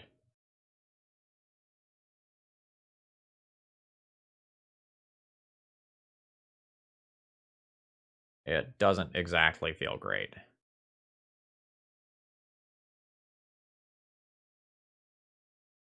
And it also just leaves them with an Urza that they can spin.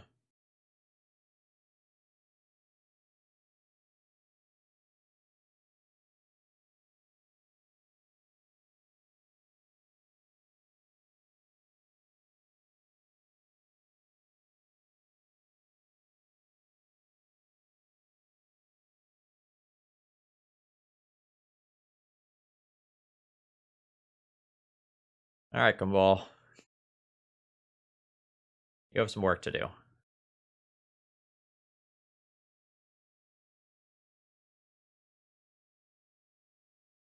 Maybe Gumball plus Ancient Tomb does stuff. Yeah. Eh.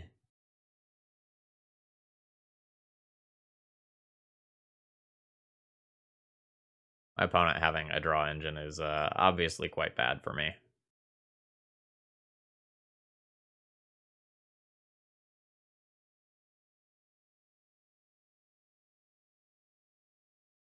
Are they going to play that? I don't know if that's worth 2 life.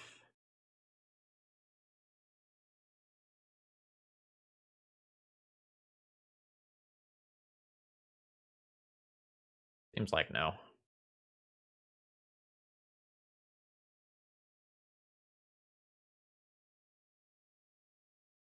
So Bitterblossom at 6 life. I do have Shambling Vent.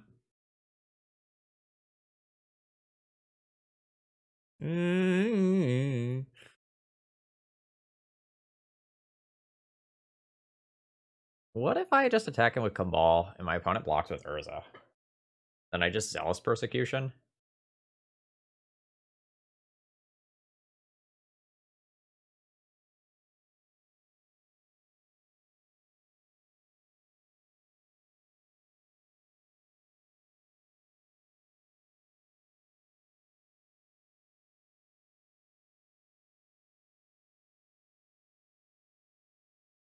Really awkward if they just, like, don't block, though. I don't think I can... I don't think I can make that play.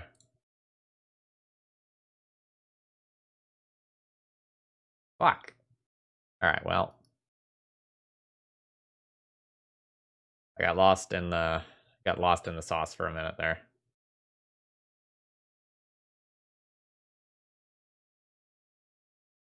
Felt like my spells were unlocked because I blew up H Alice. That was not true. Alright, I should have just attacked with both of my creatures. Although then, like, a double block is awkward.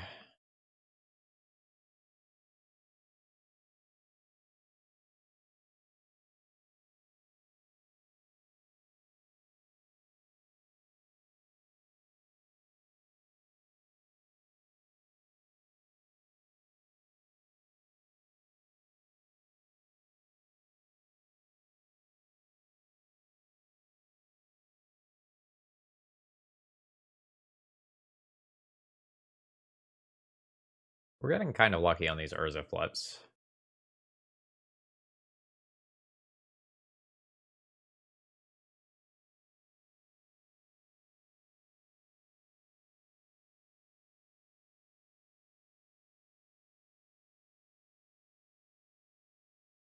Ones are live, ones are live.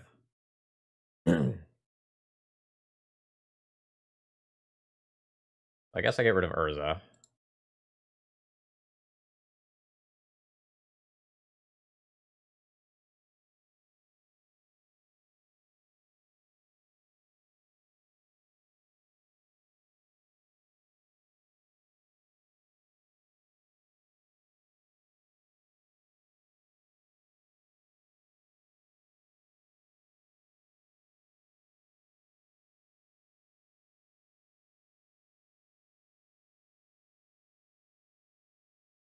I don't think I get to play around Hull Breacher. I think I'm in desperation straits.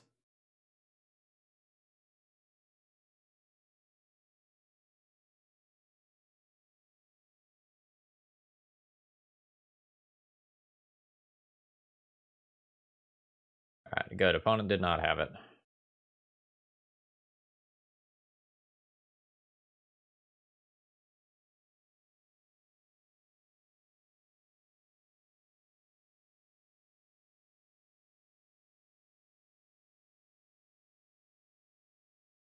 What am I afraid of? A big singular high-costed card that takes over the game, like a new Urza or a Karn. Those are the things that I'm afraid of.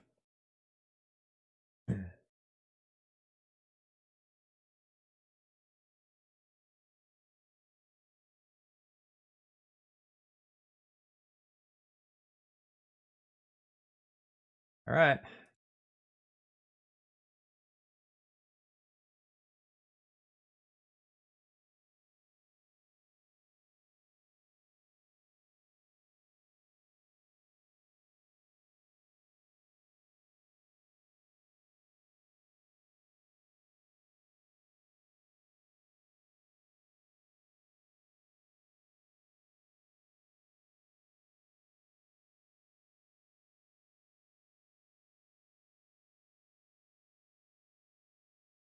This false hope is killing me.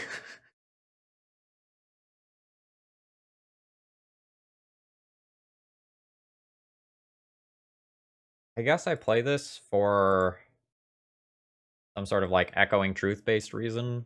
Or not echoing truth. Some sort of like brazen borrower-esque bounce spell.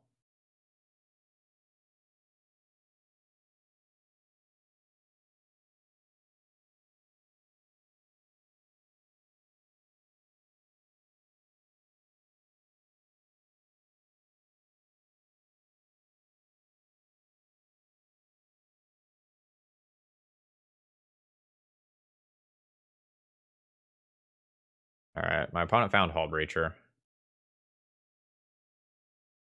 Now my opponent can still cast another card this turn, because Deafening Silence is more than one non-creature spell each turn.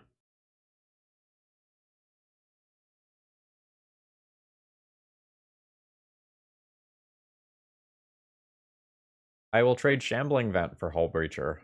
I don't think I'm willing to trade Cabal.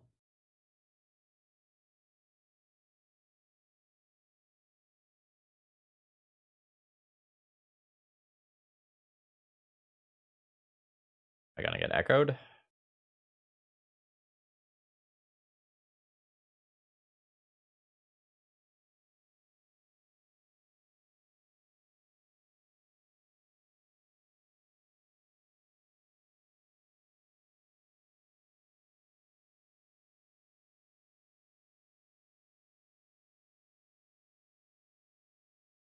I don't know what my opponent could be thinking about.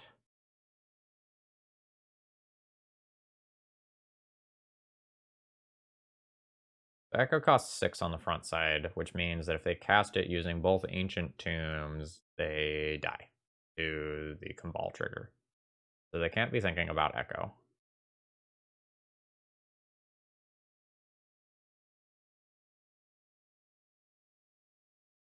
A Walking Ballista?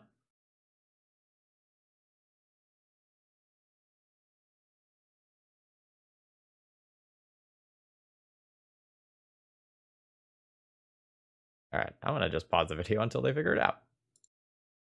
Okay, they thought about it a little bit and then just passed the turn. So I don't want to attack with Cabal. I think I do want to attack their mana, though.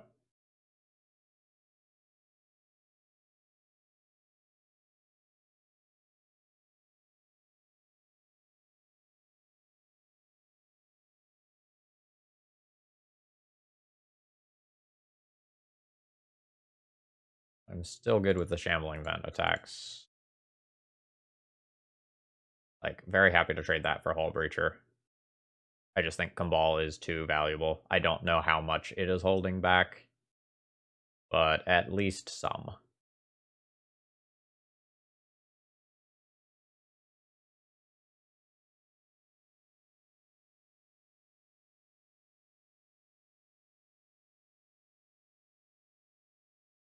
Yep, happy with this trade. Cabal can maybe attack again next turn. Maybe. I might just continue the staring match that we're having.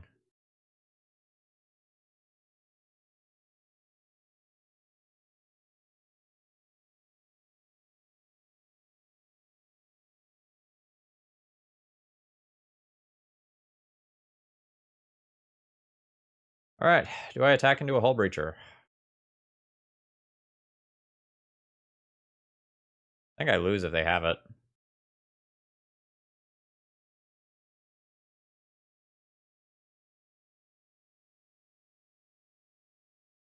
Like this Cabal is not replaceable. I have exactly one of it.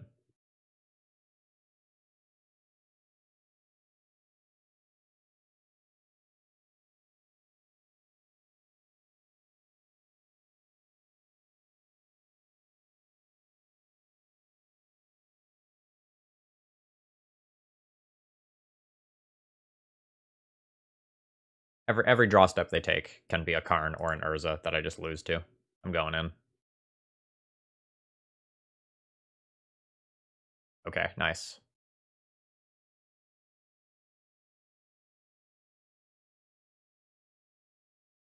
This is stressful, though.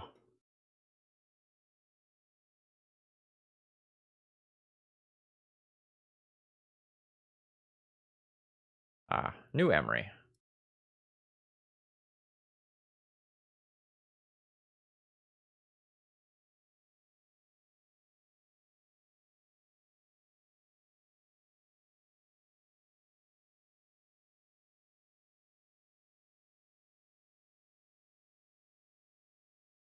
So now I can attack in. My opponent can chump block with Emery again. If they have a Hull Breacher, I Swords to Plowshares it.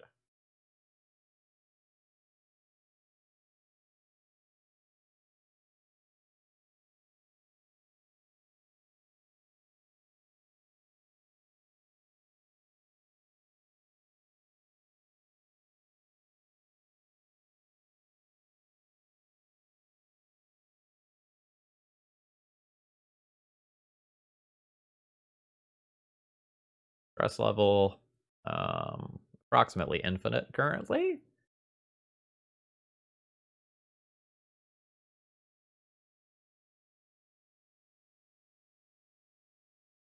All right.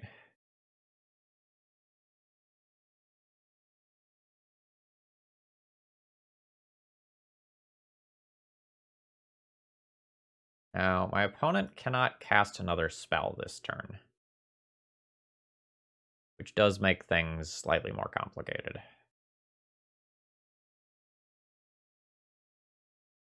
They have like a walking ballista. Yeah.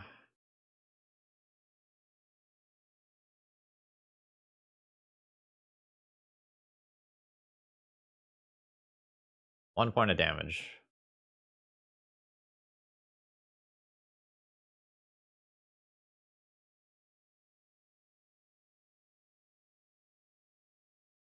They can cast a walking ballista for X equals 2 next turn. If I attack them. Walking ballista for X equals 2 does not remove both of my creatures.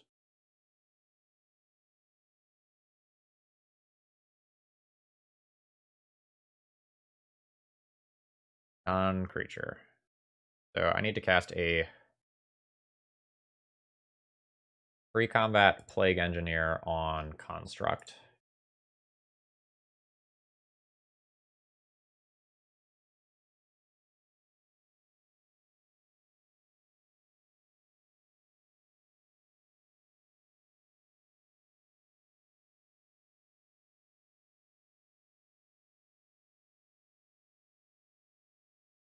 That makes the walking ballista much less effective. Then I attack them directly and make it so that they can't cast any non-creature spells. Actually, they can't cast the walking ballista for X equals 1. That's something to think about too, I guess.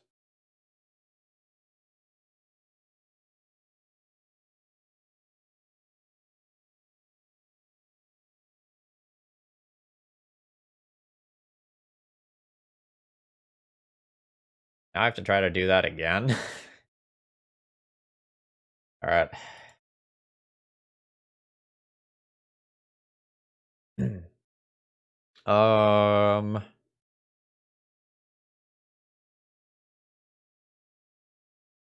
Get this Kaya in here.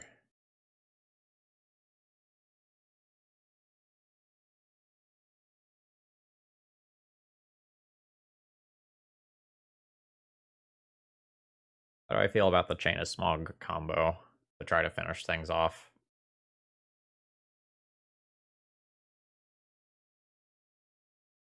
I don't think I like it. Actually, is Witch worse? Witch has Menace, though. Witch goes wide, which is sometimes important. Maybe I split the difference between these. It'll help with curving out a bit.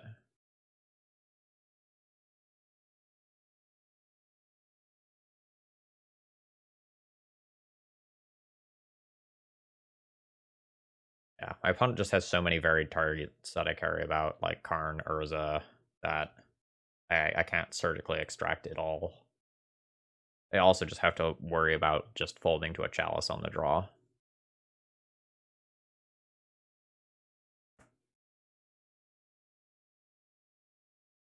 Well, I am keeping this hand.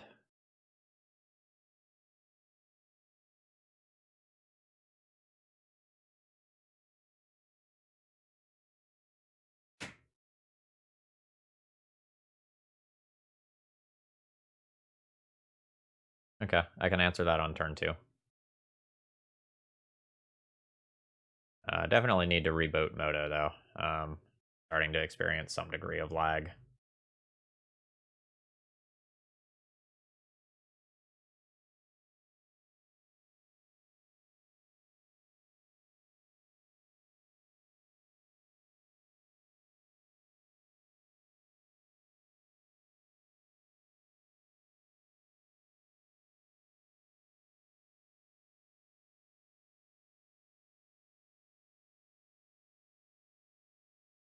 Wasteland? How does he do it? How does he do it? I'm gonna Wasteland in my opponent's upkeep if possible.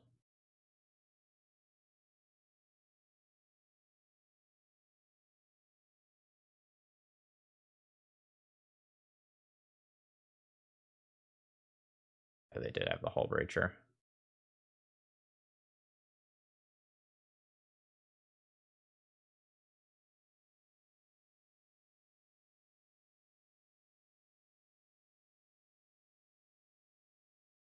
Unless my opponent echoes now, the Hull Breacher isn't really a problem. Like, I Fracture the Chalice, and then I have 3 different removal spells for it in hand. But if my opponent just goes LED Echo, not too much to be done on my end in terms of fighting it.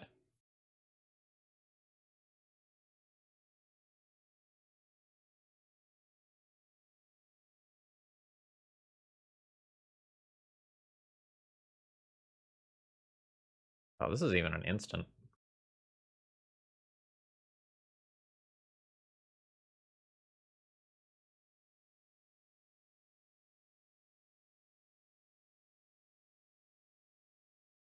Keeps me slightly more flexible. Bluffs more things as well.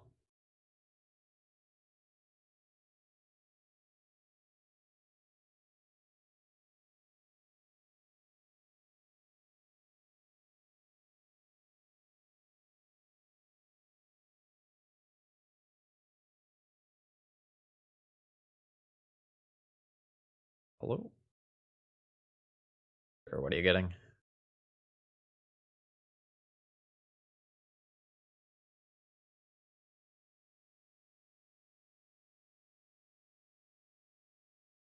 Sure.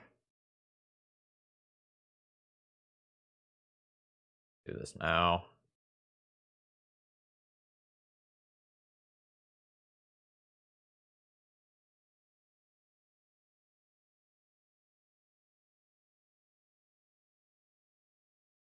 Now I can vindicate the chalice to unlock my removal.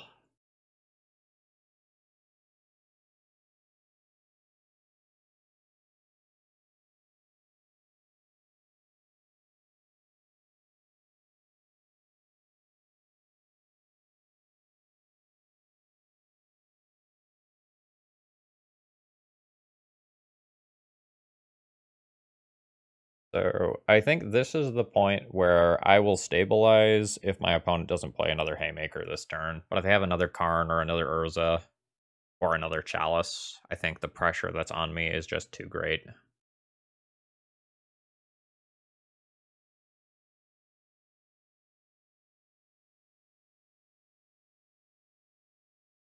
Emery's fine. Emery's a legendary creature. I can bounce that with Karakas.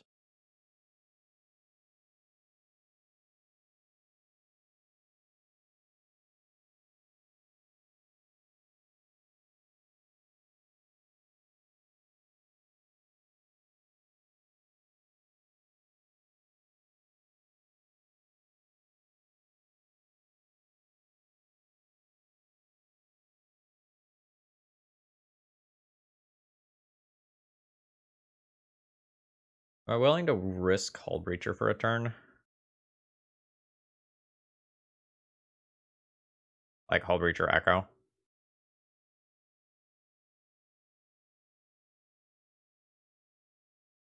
Because the sooner I get Sedgemoor Witch into play, the better.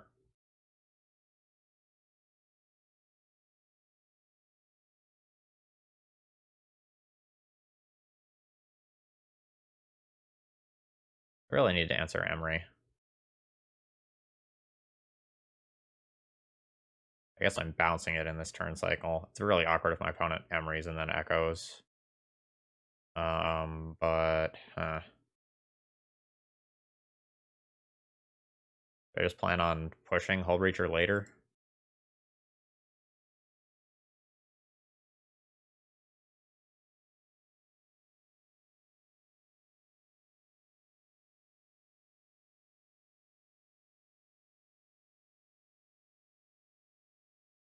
I plan on pushing it later.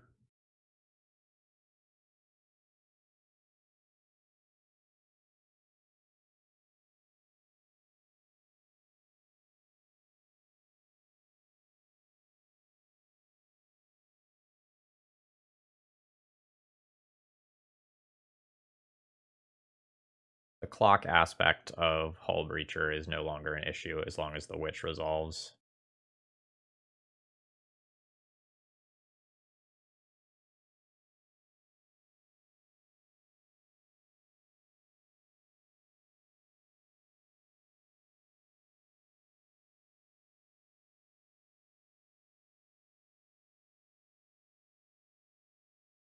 I have to get rid of Emery on my turn, otherwise my opponent could activate it in the upkeep.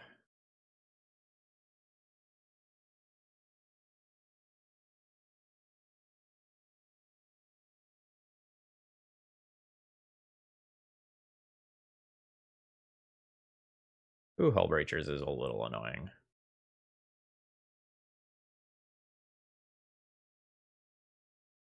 I can crack my... Well, I can crack my Silent Clearing to give my opponent a treasure and then Fatal Push one of them. But I think instead I'm probably going to be looking at like chump blocking with a Pest in the next turn cycle. And then Fatal Pushing it. This might be enough pressure that I have to consider blocking with Sedgemoor Witch this turn if my opponent double attacks, which I think they will.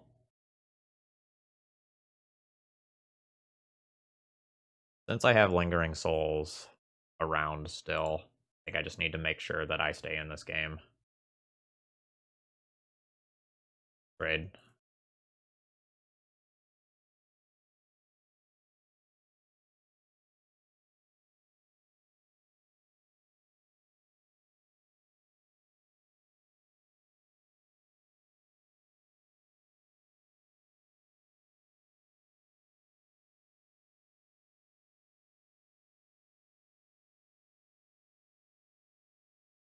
Path to Exile plus Lingering Souls is pretty good. I guess I'll attack with the Pest and see... Yeah, I'll attack with the Pest. If they have, like, yet another Hull Breacher, that just turns on Revolt for me.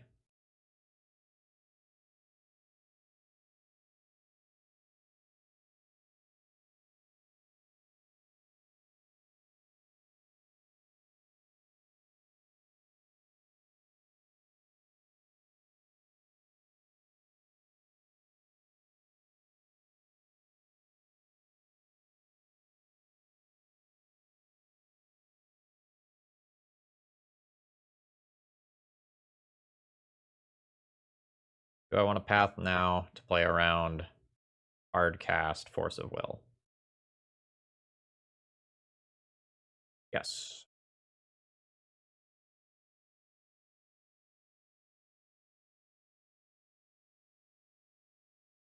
Gives my opponent one more mana for their turn. But they have some card in hand that they're not playing. And...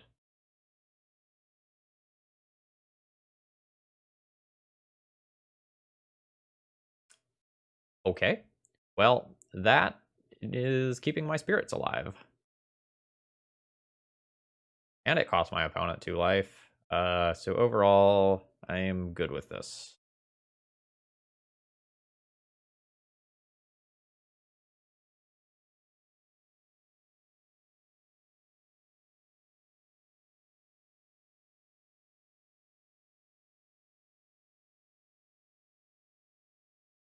Oh, Emery finds Echo.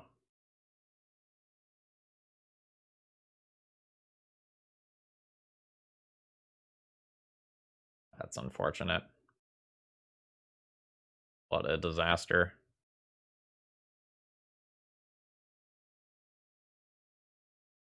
That's really frustrating. So my opponent top decks Emery and then hits Echo.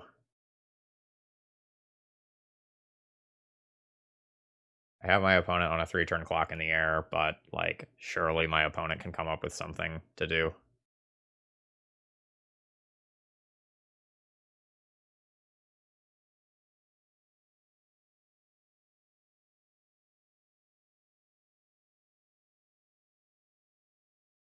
I feel like we got exceptionally unlucky there.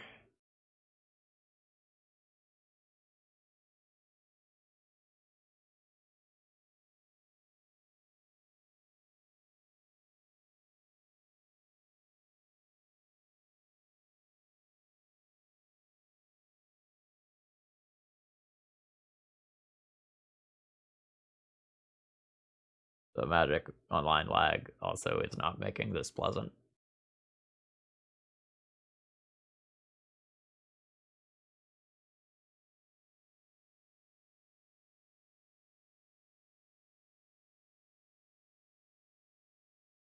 Hello?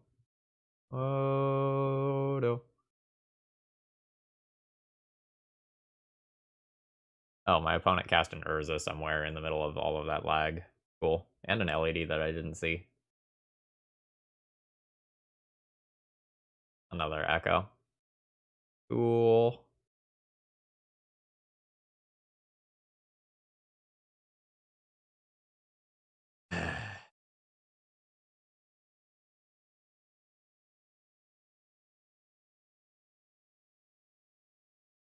Great.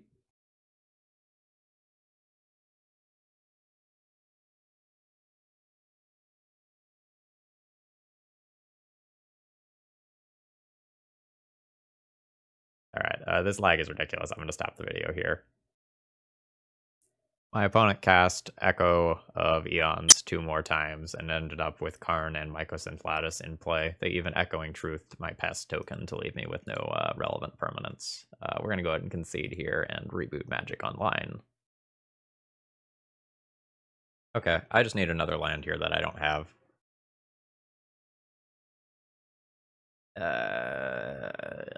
Keep. My opponent is on like high tide. I want this as a follow-up to the Thoughtseize, and if they're not, I want my reasonable cards.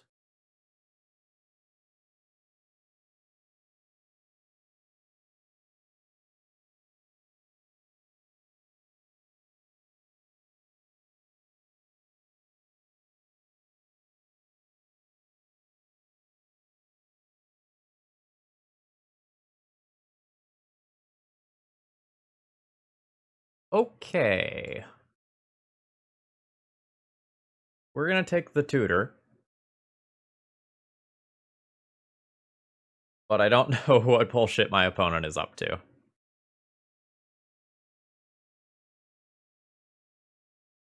Doomsday? Question mark?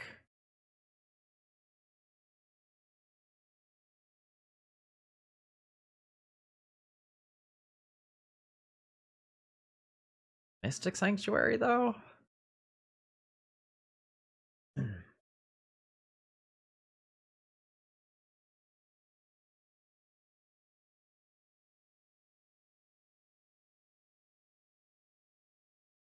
Oh.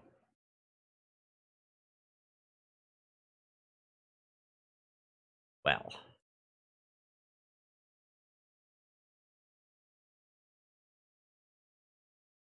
Don't have Brainstorm, don't have Brainstorm, don't have Brainstorm.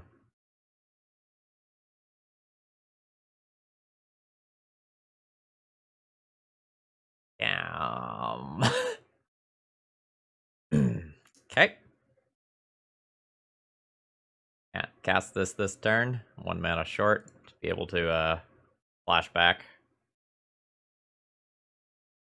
Oh wait, hold on. Does this enter tapped?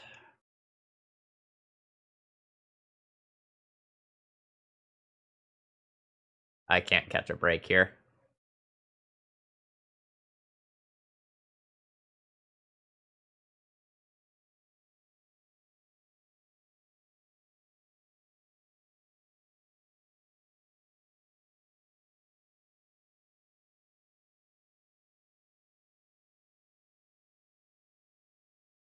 Like, I thought we were going to get another turn to play Sedgemoor Witch, flashback Cabal Therapy, take the Pure.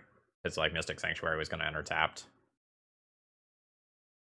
My opponent's deck is interesting. Do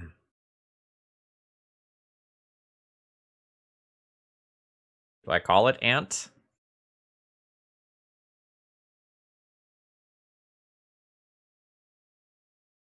I don't really know.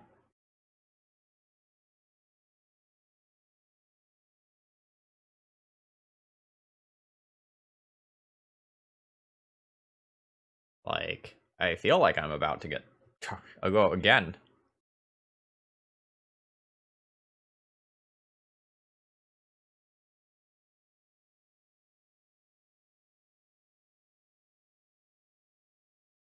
So I don't know that my opponent is going to have Ad Nauseam in their deck with multiple Pures.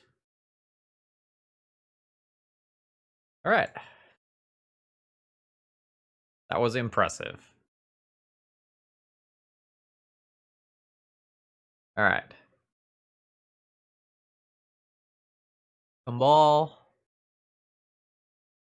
Deafening Silences and Surgicals need to come in.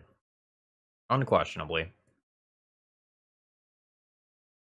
Where's the Plowshares? Fatal Push need to come out. Cling to Dust probably comes out too for just being too slow. Like, technically eating things out of my opponent's graveyard could be valuable, but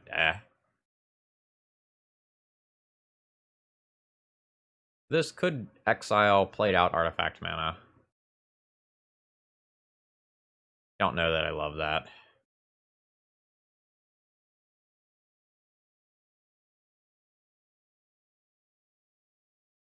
Zealous Persecution is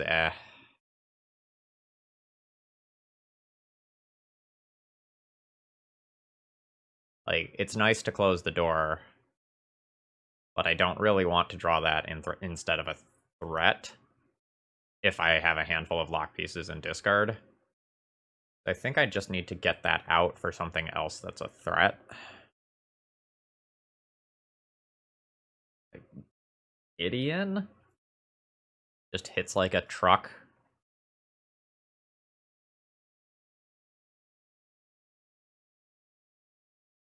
Or do I just take the Kaya because it can get metals and LEDs that are played out?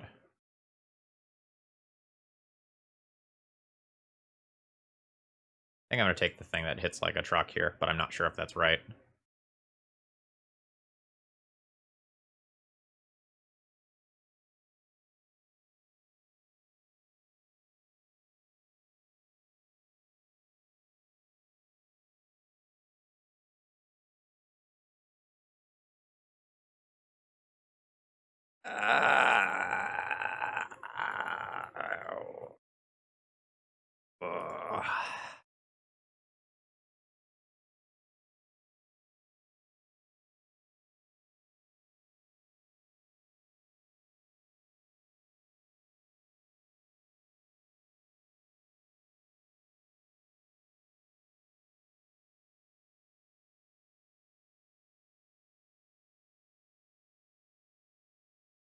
That previous hand, it pained me to mulligan it. It had, like, literally everything that I could possibly want.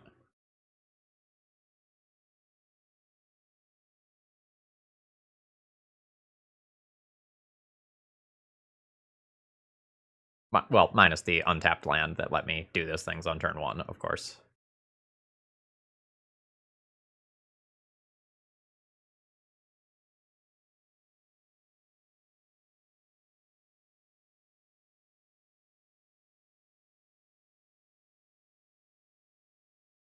This is better than playing Bob this turn.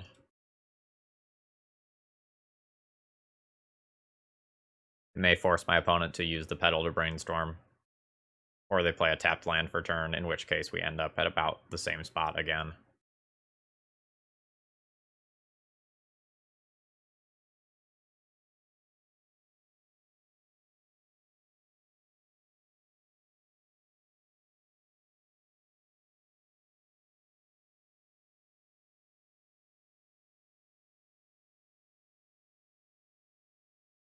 We'll play the old art Bob.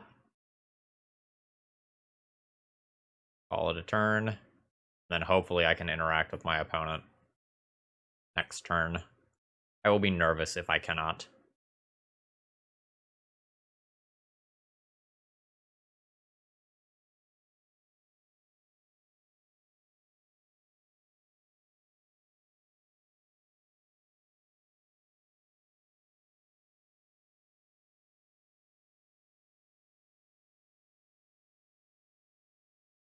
Cabal Therapy. Oh, my opponent has Brainstorm available, though. It's a bit of a nuisance.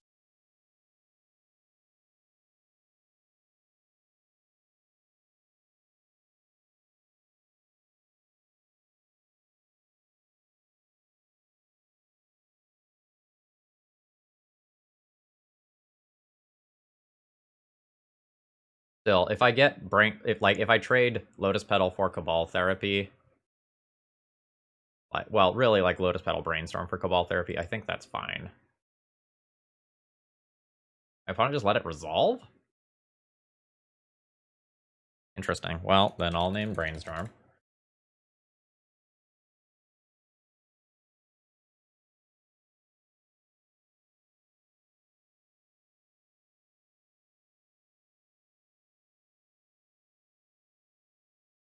Alright, so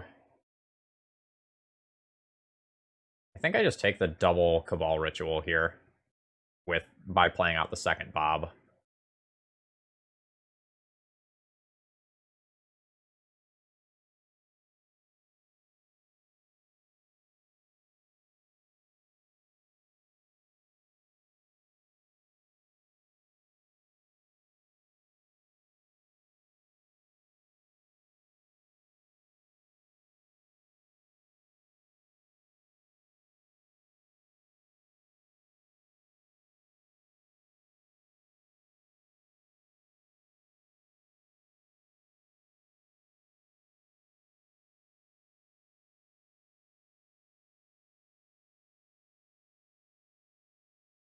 I really do want a permanent based piece of hate like Kumbal or Deafening Silence.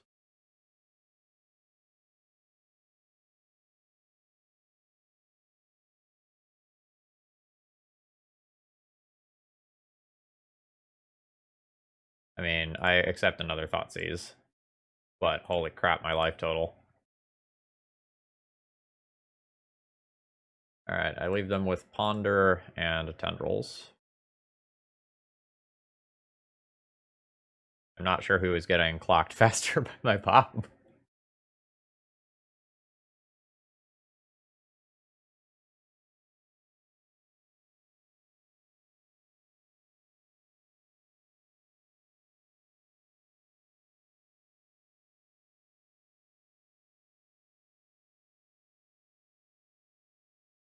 Alright, that was a shuffle.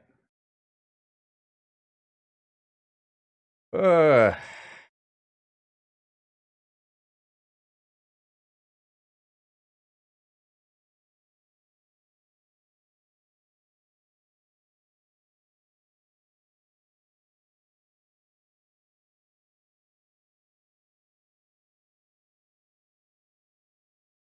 I have to worry about like just like dying to like Dark Ritual Tendrils.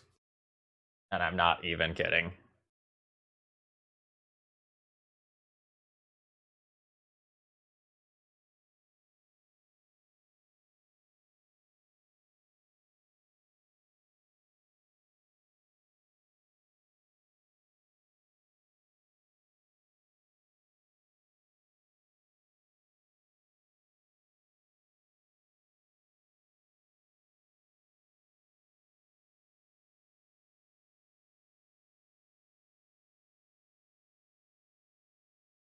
So I think I will see my opponent do a baby tendrils this turn, even if they can't kill me, to attempt to let my Bob kill me.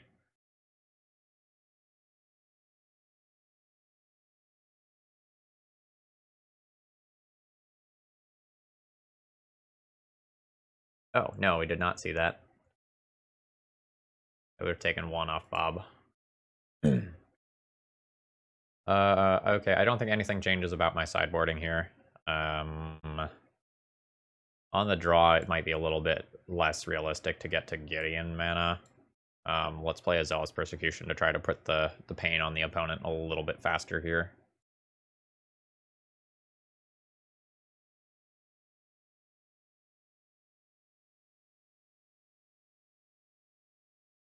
Well, this is a pile of discard.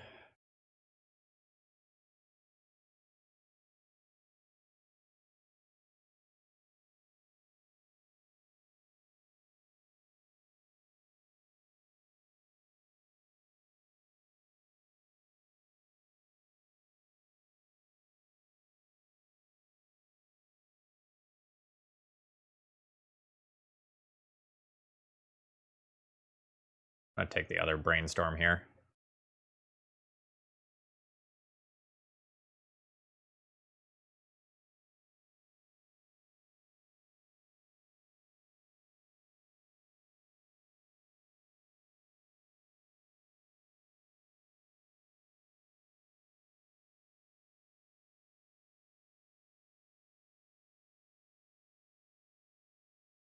We'll cast this targeting my opponent and name Preordain.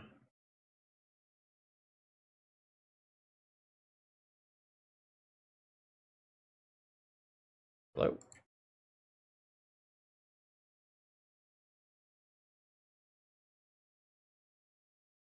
Oh, double Fatal Push. This is a sorcery, right? This is a sorcery. I will take double Fatal Push, and then I can take the solve the equation later.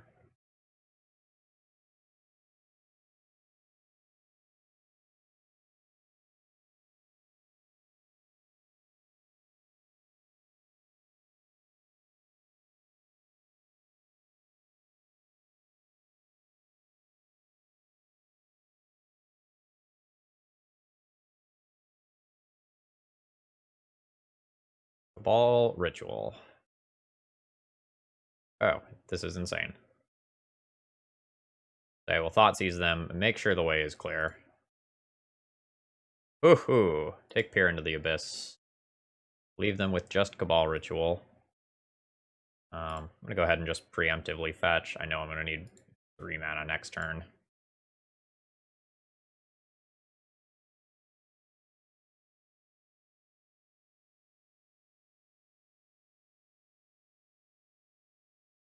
I mean, Night's Whisper is the sort of thing you want after a pile of discard. Witch this turn? Probably Witch this turn. Just ride the value from it.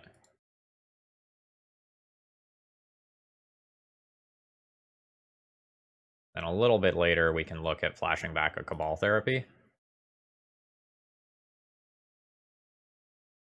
Alright, we have gotten the GG from the opponent. They just can't beat Deafening Silence. Oh my. We're going to bury our opponent in a pile of discard. He'll be keeping this hand.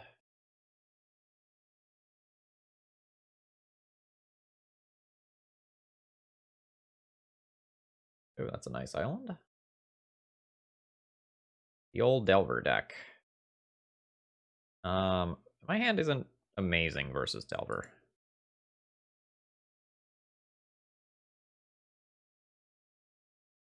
Probably like a blue-red Delver deck with Prismatic Vista there.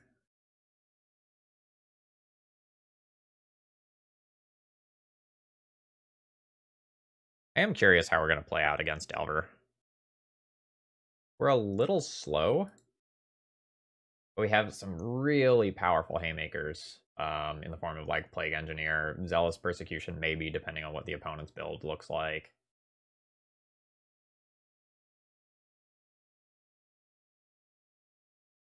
Play Thoughtseize around Daze off Scrubland. I want to get Stifled. How would I feel about getting Dazed? Would not love it. I want to get Wastelanded. Not sure how to play out this turn. I'm just going to fire off a Thoughtseize without playing a land. If I trade for a spell, Thoughtseize has accomplished its duty.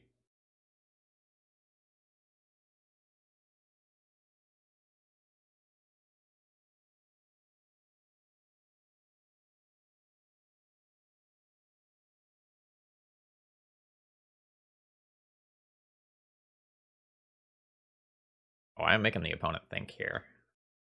I like that.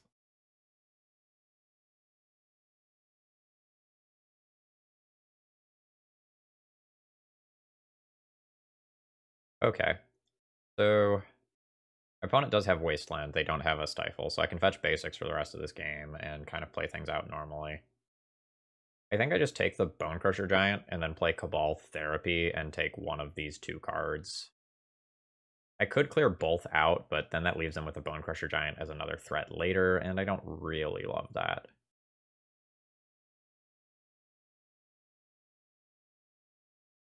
Alright, let's take the Bone Crusher Giant.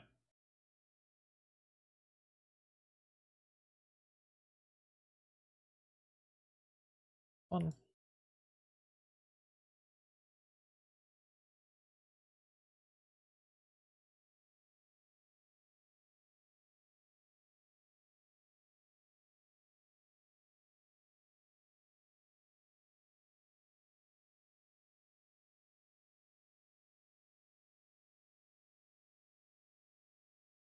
So that splits up the Force of Will and the Force of Negation.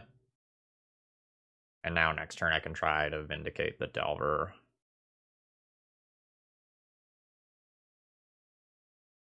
The cool thing here is, like, we'll get a feel from the Delver whether or not we need to worry a lot about the Force of Negation. Okay. So Delver did not flip, so opponent did not draw a blue card there. They could, or well, the card that my opponent draws may or may not be blue, but we know that whatever they had there was not, you know, one of the things we're super concerned about. One unknown card. Hope it's not Stifle, I guess.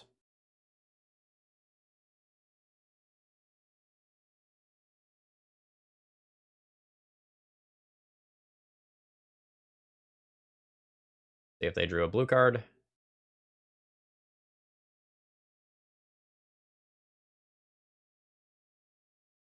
They did not. At this point, I would say I officially feel favored.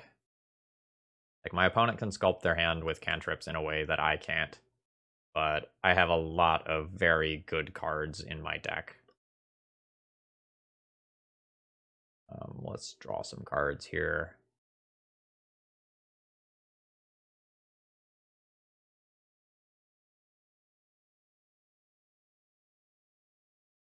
My opponent could just force of negation this, since like it does have escape, and I'm good with that happening. Play out a Caracas that they can wasteland, and then I'll keep my scrubland around.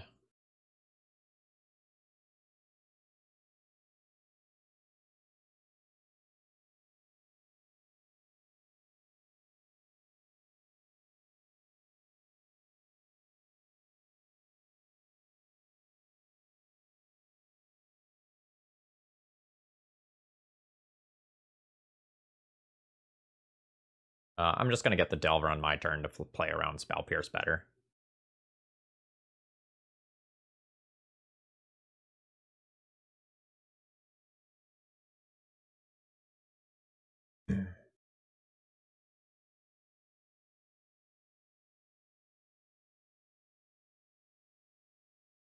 Alright. Last card was not Bolt. Good news for Bob fans. Top card of Library was Bolt. Bad news for Bob fans. Alright, Bitterblossom. Time to fucking shine.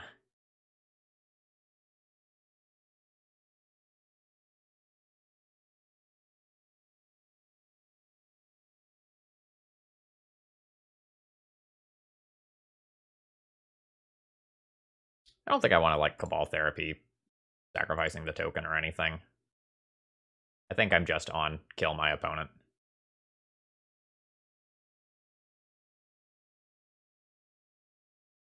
This is a lot of life, potentially, but maybe it's fine. Oh, cool. I'm okay with getting stomped there. Now I only have one thing taxing my life total at a time.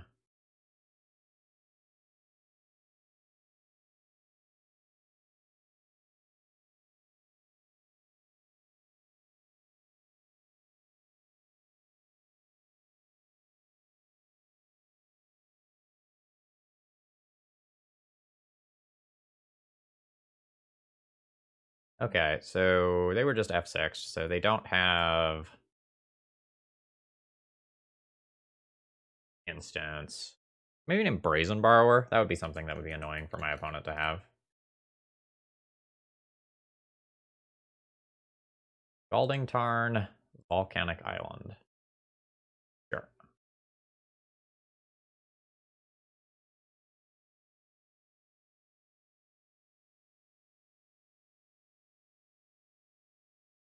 How much damage is this if it's targeted? 2.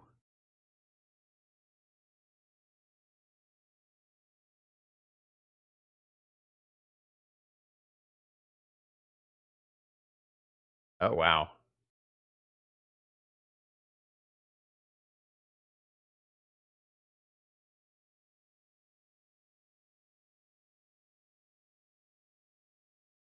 Eh.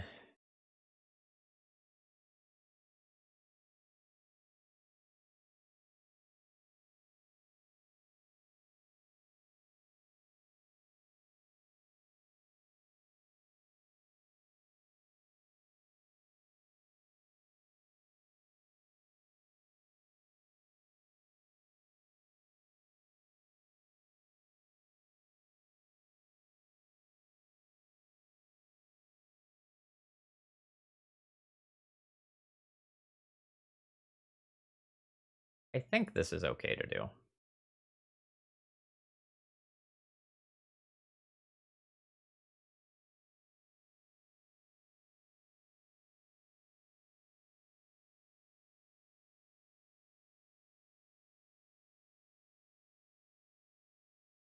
Oh, wait, hold on. I know they have Lightning Bolt, right? No, they played Mystic Sanctuary for turn Lightning Bolts on top of their library.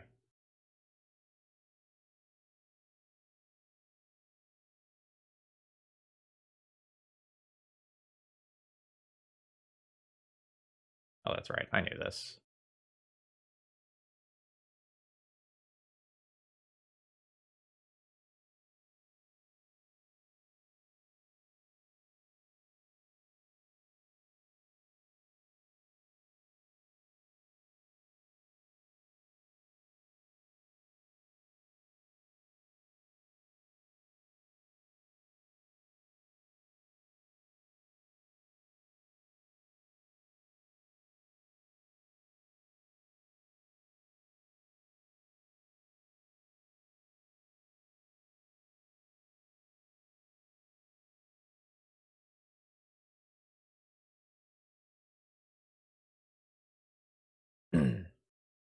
I think I just chump block with this.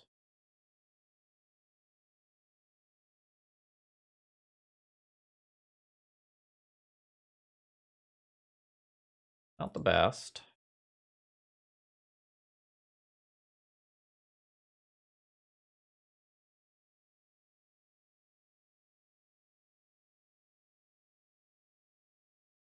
I think I'll take the first hit for 4, and then chump after that.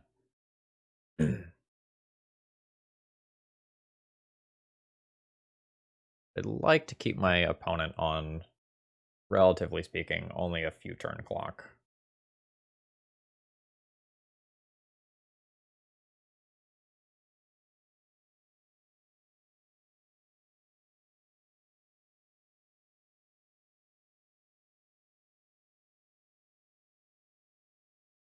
I don't intend on cracking this Marsh Flats this game if possible.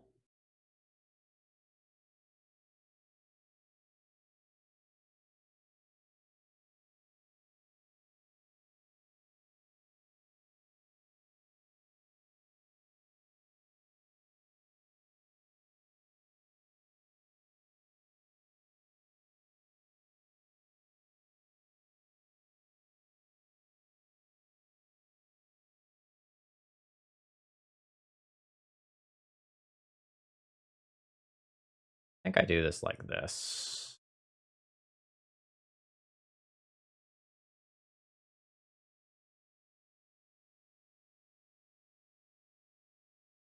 And swords this.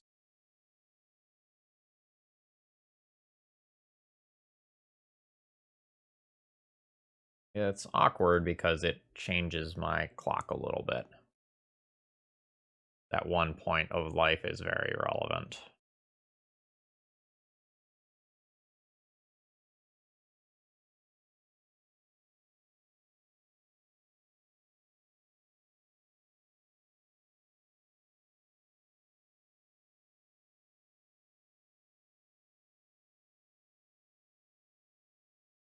Nice.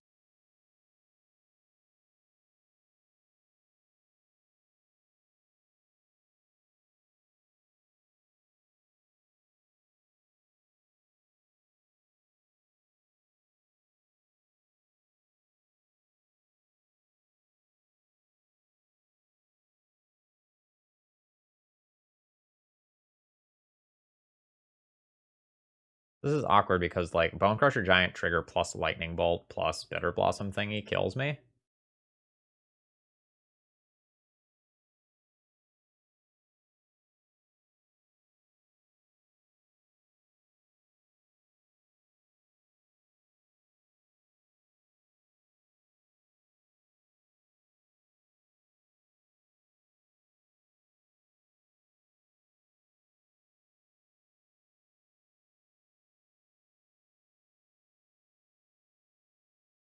Okay.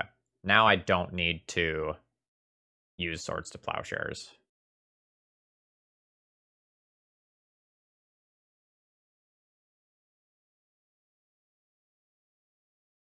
I can just chump block, and then I still have lethal.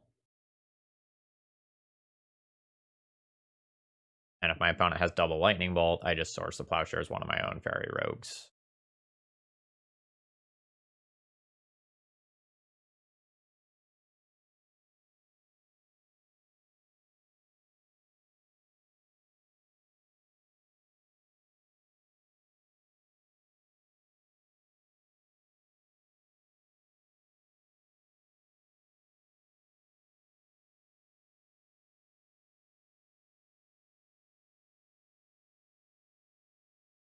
Yep. That's fine.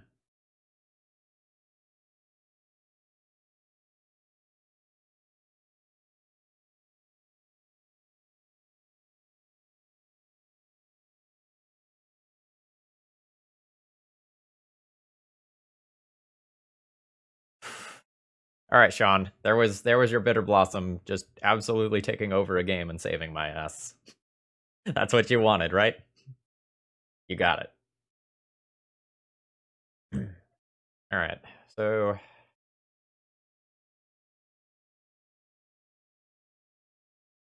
I 100% want Path to Exile.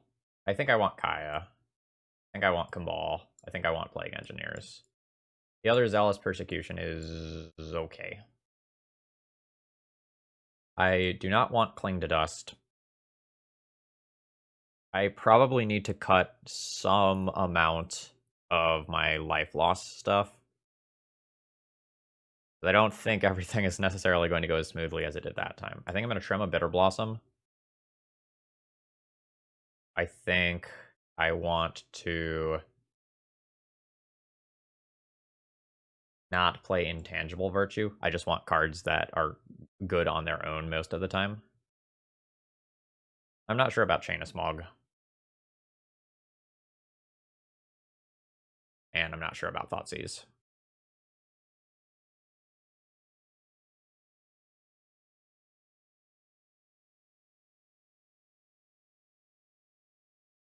Thoughtseize has some downsides associated with it, like primarily the loss of life.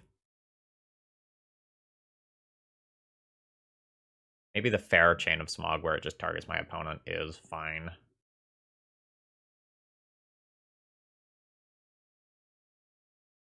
Let's maybe trim my discard package a bit. Like, Zealous Persecution can be very good against Delvers and Young Pyromancers and threats of that nature, and I don't know exactly what my opponent's 75 looks like. Do I want Cling to Dust just as a life gain card? Maybe that's reasonable since I become so good once we hit the late game.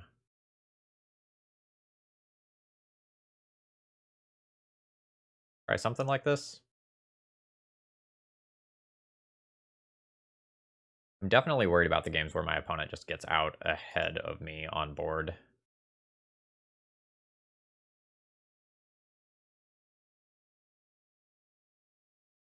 This hand doesn't have an early removal spell, but it basically has everything else that I'm looking for.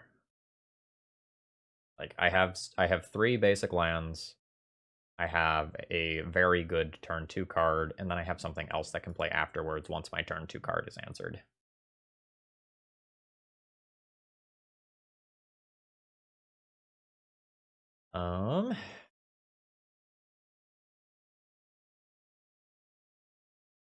I'll just hold up, Cling to Dust, and pass. If I can play this game around a Stifle, I will.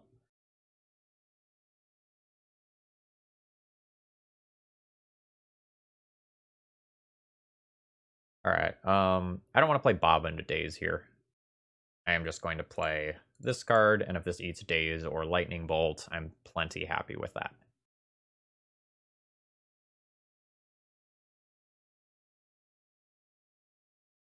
And if it doesn't, I'm still just making land drops. And, like, doing stuff.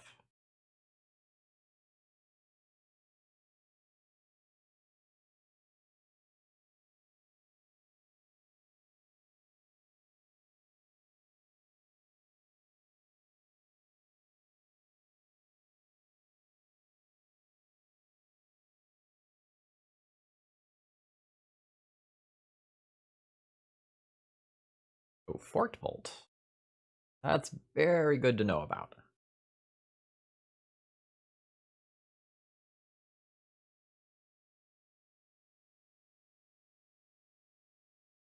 I'll play Bob around Daze.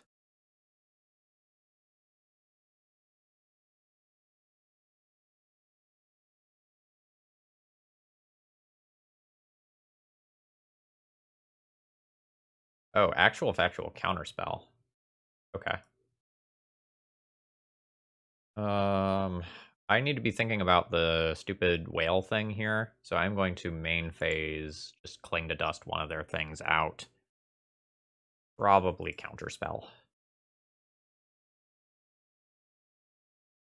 just going to cycle that into another card.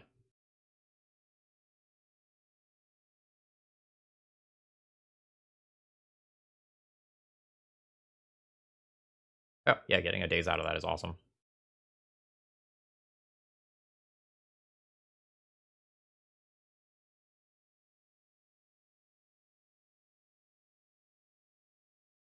Now I have double removal spell available for creatures, which I'm pretty happy about.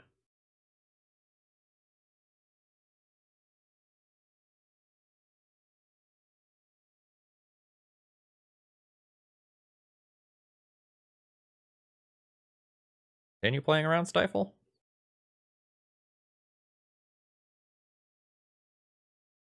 I think so.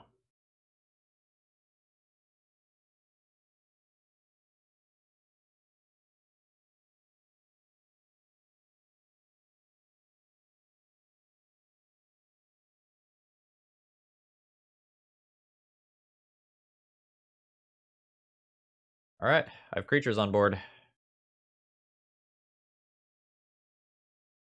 They're not big ones, but they're creatures.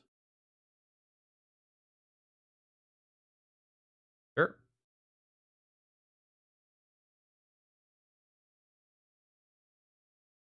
Like, that's about an even trade, right? Like, half of my card for half of your card. Only mine comes back again.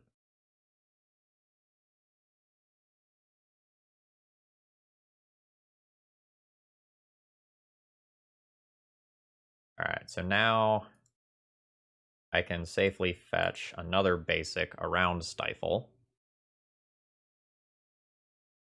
which is great. I think I start with Swords to Plowshares on the Bone Crusher Giant.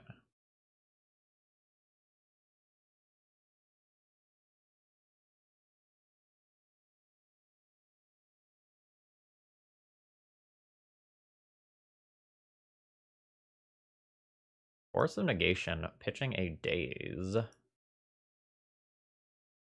Interesting. If they had Force of Negation, I would have thought that Lingering Souls would have eaten it.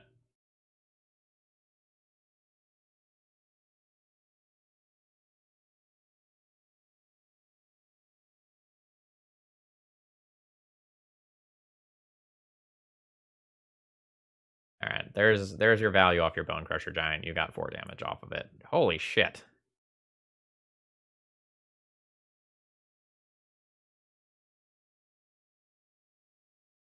All right.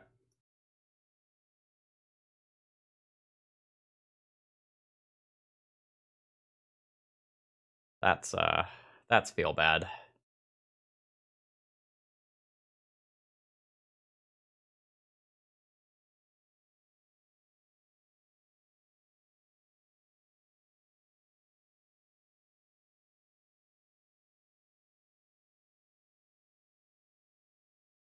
Bone Crusher Giant got approximately infinity damage against me.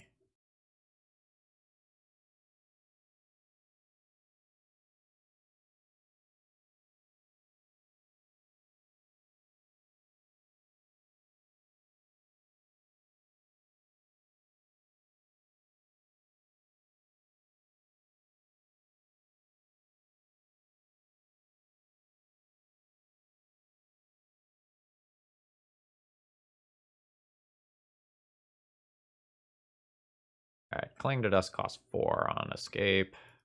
That's all I've got for now.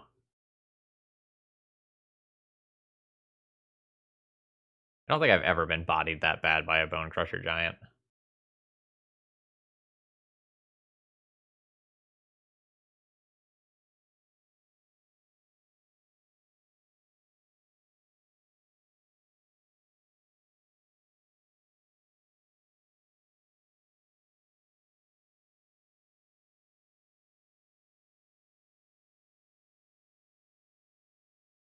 I don't think I want to play this Bob currently. I think I want to Cling to Dust for life. I'll do that in my opponent's upkeep.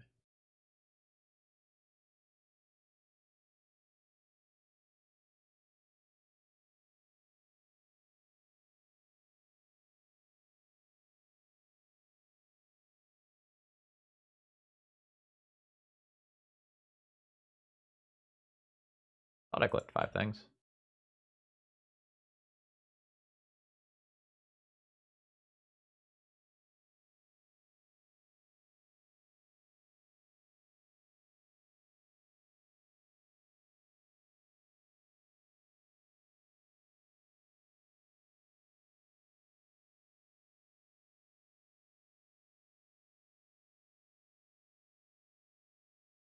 Alright, I have a lot of answers to that.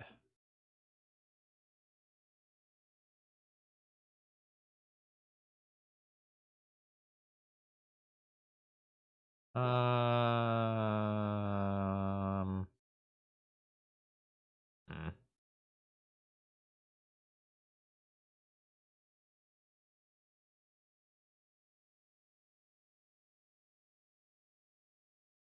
Alright.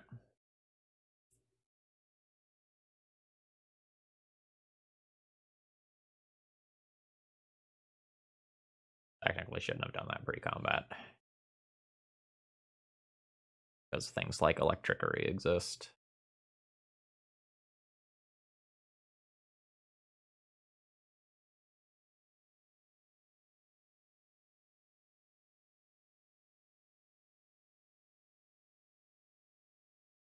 Playing the Bob is a little bit risky, but it brings me from a theoretical 3-turn clock to a theoretical 2-turn clock, and I think that trade-off is worth it.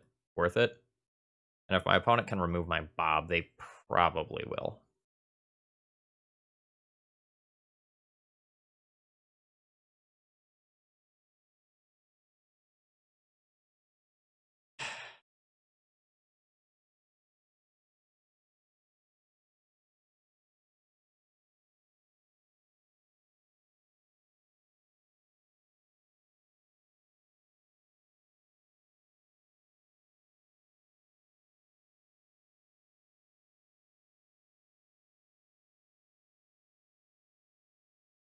Are you?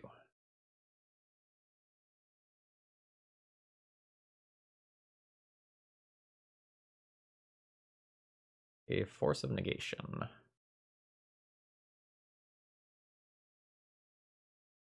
Fine. I think I don't play another Bob. I think it's just too risky. The reason to play another Bob is because I don't have lethal next turn. Through True Name Nemesis. If I play Bob, it makes my opponent more likely to attack and just pray that I kill myself. So what's more likely? That I kill myself with Bob, or that playing this Bob causes me to win the game?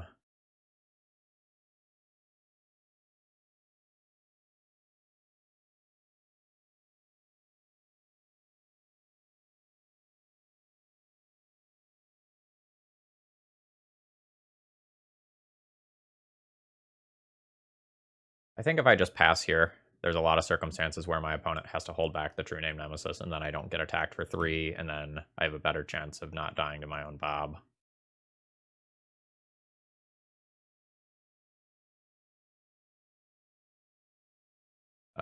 Margins on this one in one direction or another are going to be very slim.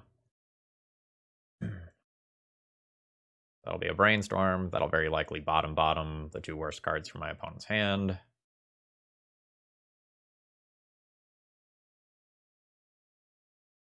Just saying Zealous Persecution would be cool. Oh, that was 1 bottom.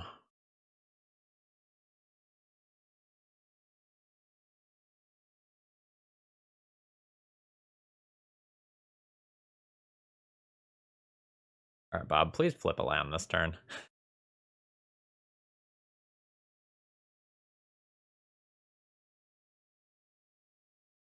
Scared? Am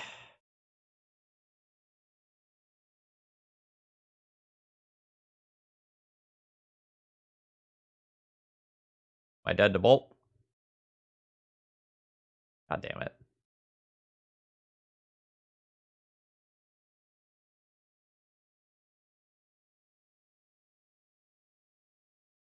Opponent would have killed me with True Name anyway, though.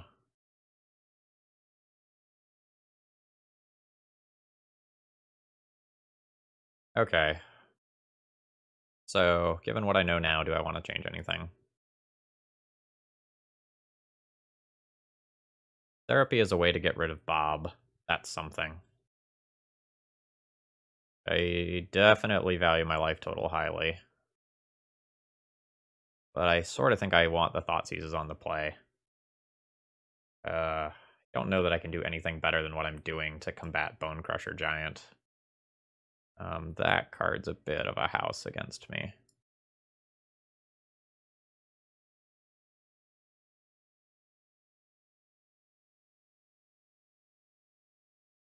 I want to go with all the therapies out. The therapy is very nice after a Thought Seize follow-up. I could go down a Hymn.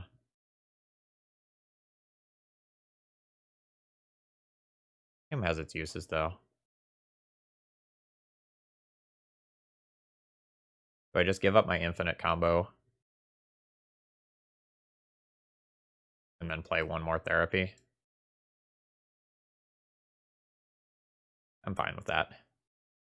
Like, the therapy as a way to get rid of a Bob in the late game is, like, very real for this matchup. Yep.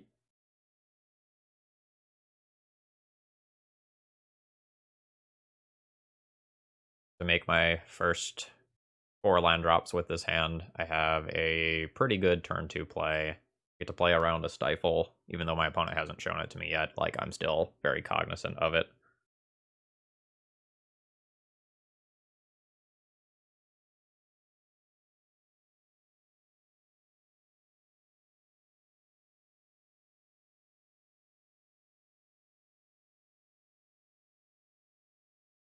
I believe the Hymn to Turok is my bait spell here.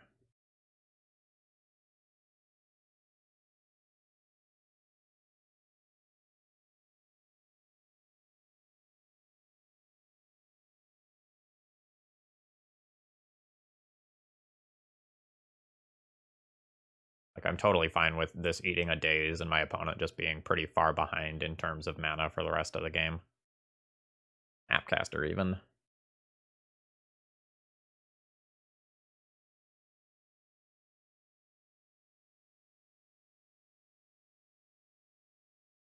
Nice.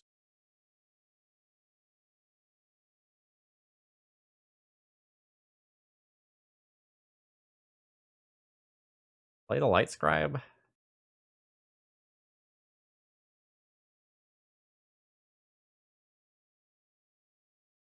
No, I'm going to play the Bob. I'm okay with the Bob dying. If it doesn't die, it's very good.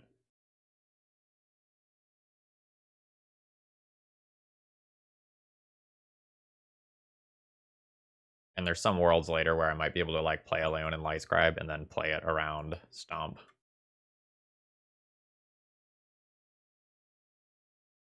And I don't have that same luxury with Bob.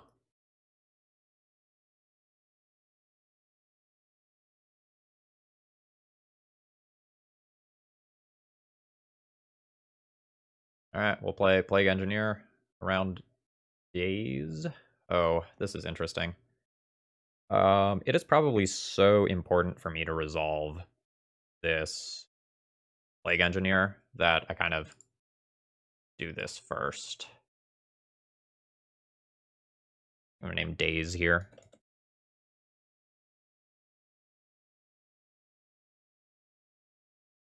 Force of Will, Bolt, and Wasteland.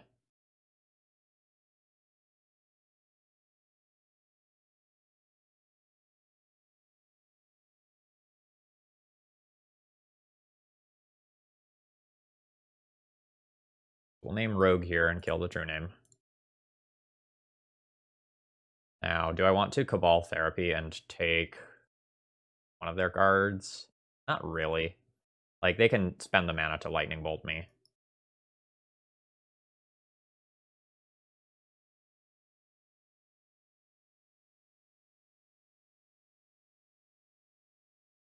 A Wasteland me? Huh.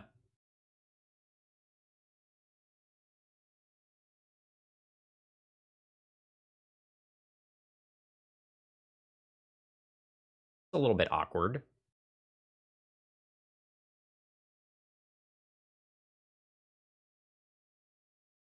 But I don't want to get wastelanded mid-combat.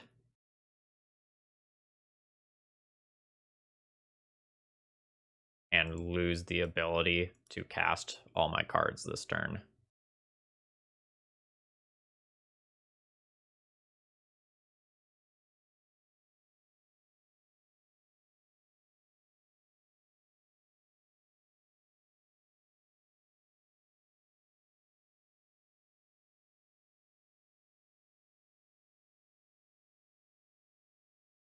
I get Force of Will and a blue card here for this. I'm okay with that.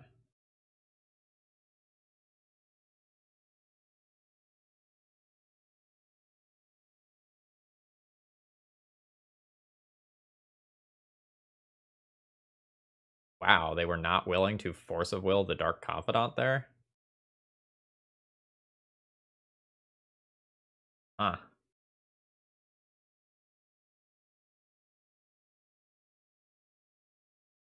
That's very surprising to me.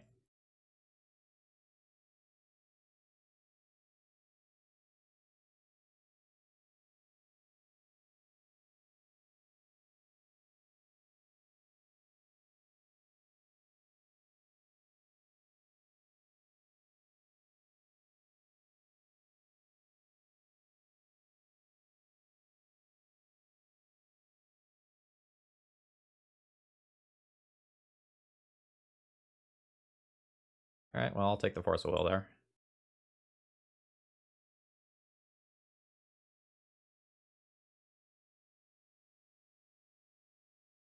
And I'll play around Days properly.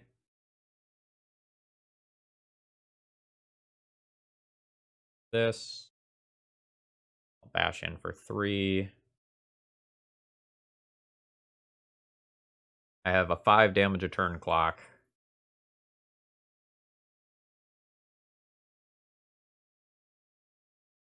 They have a 3 damage a turn clock, plus whatever my Bob does.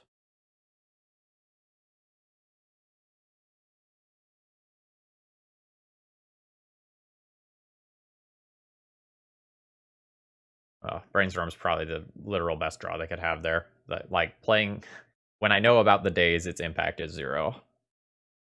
So they can turn the Days into another land, then wasteland me, then have some other live card.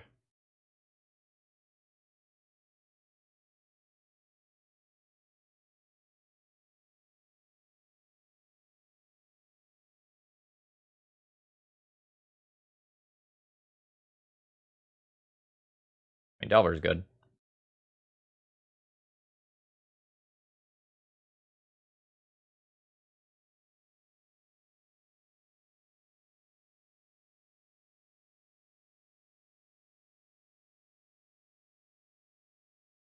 The Wasteland.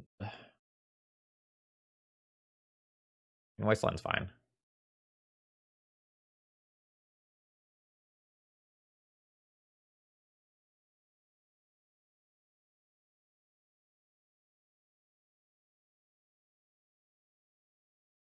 These are a little spooky here.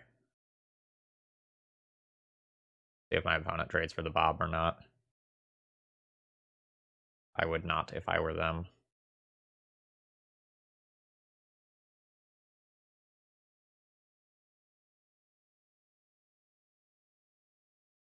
I also maybe should not wasteland this volcanic island. But taking them off of red is very appealing to me currently. Okay.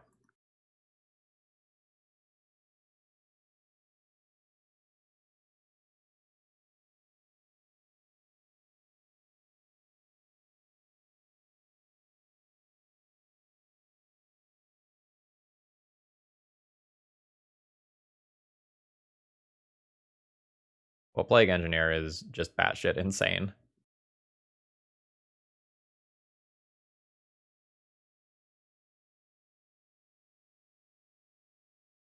Lingering Souls and Cling to Dust.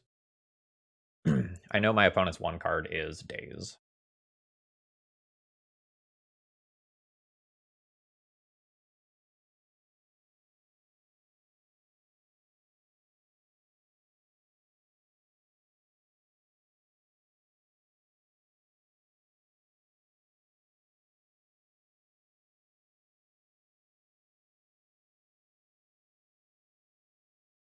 Sure.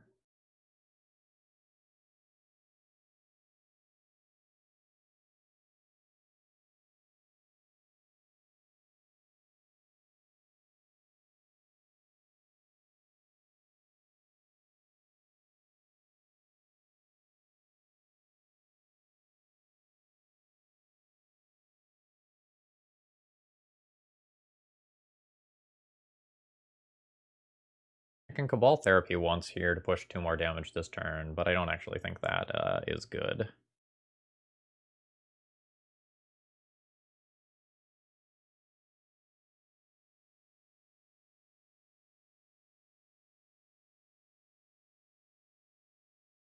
It's going to be very thin margins again.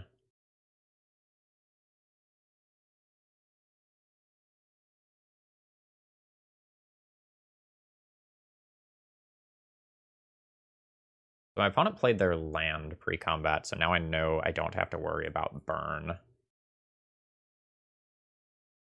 I can safely go to 1.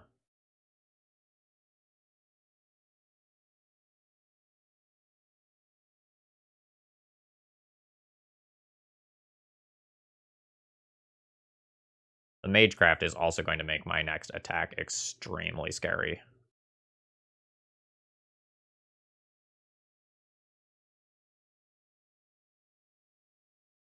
Because I just am going to have like an instant speed Anthem effect.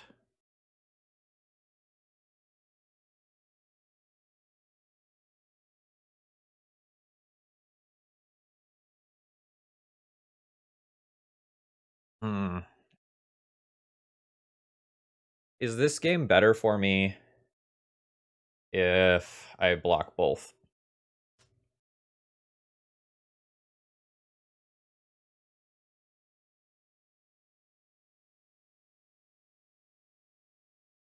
Game might be better for me if I block both, and then I die to my Bob a lower proportion of the time.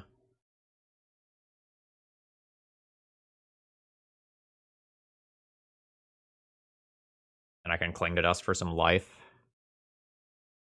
Yeah. Do that.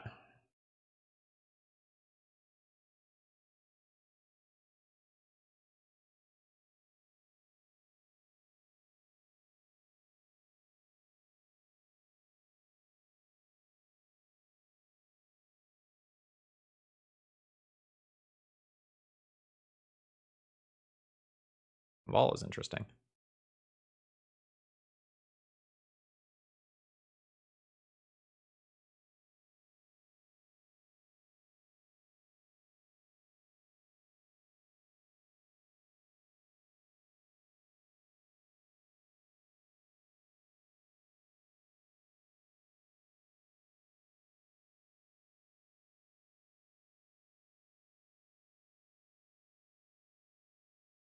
Cabal Therapy? No, I don't want to get got by 1 removal spell on a spirit.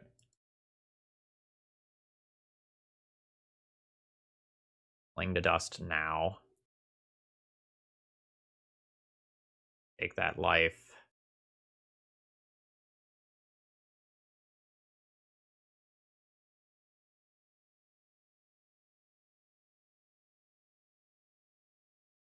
Cabal Therapy, Cabal Therapy, Cabal Therapy. I can Cabal Therapy the Bob away post-combat. I like that.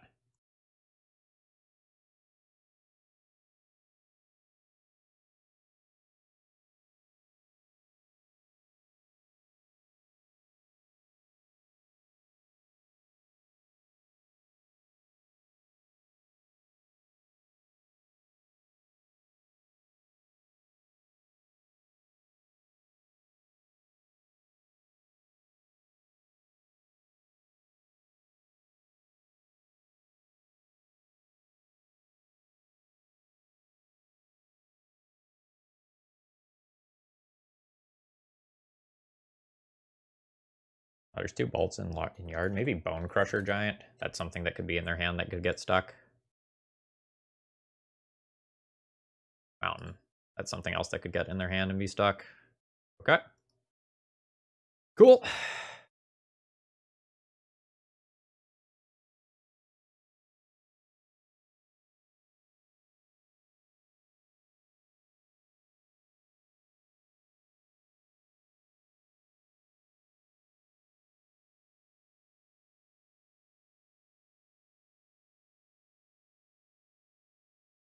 Well, I'll block so I don't die to Lightning Bolt being the top card of your deck.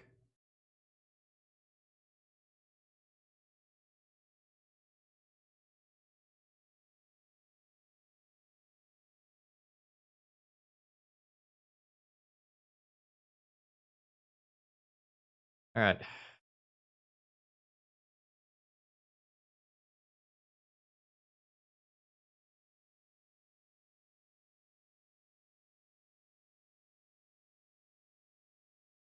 I don't want to Thoughtseize. I'll die to Lightning Bolt.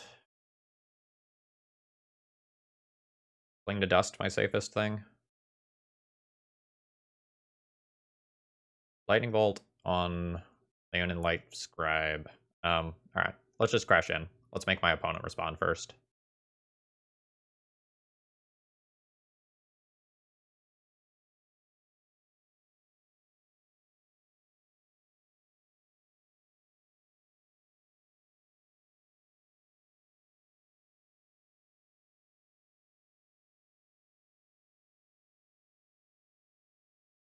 Because this is just lethal if they don't do anything.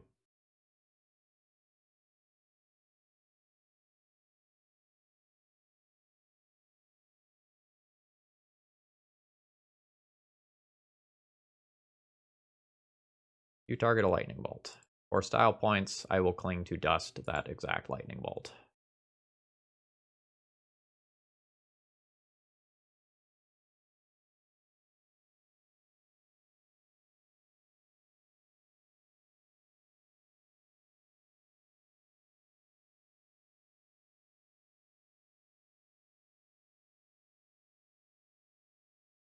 Oof!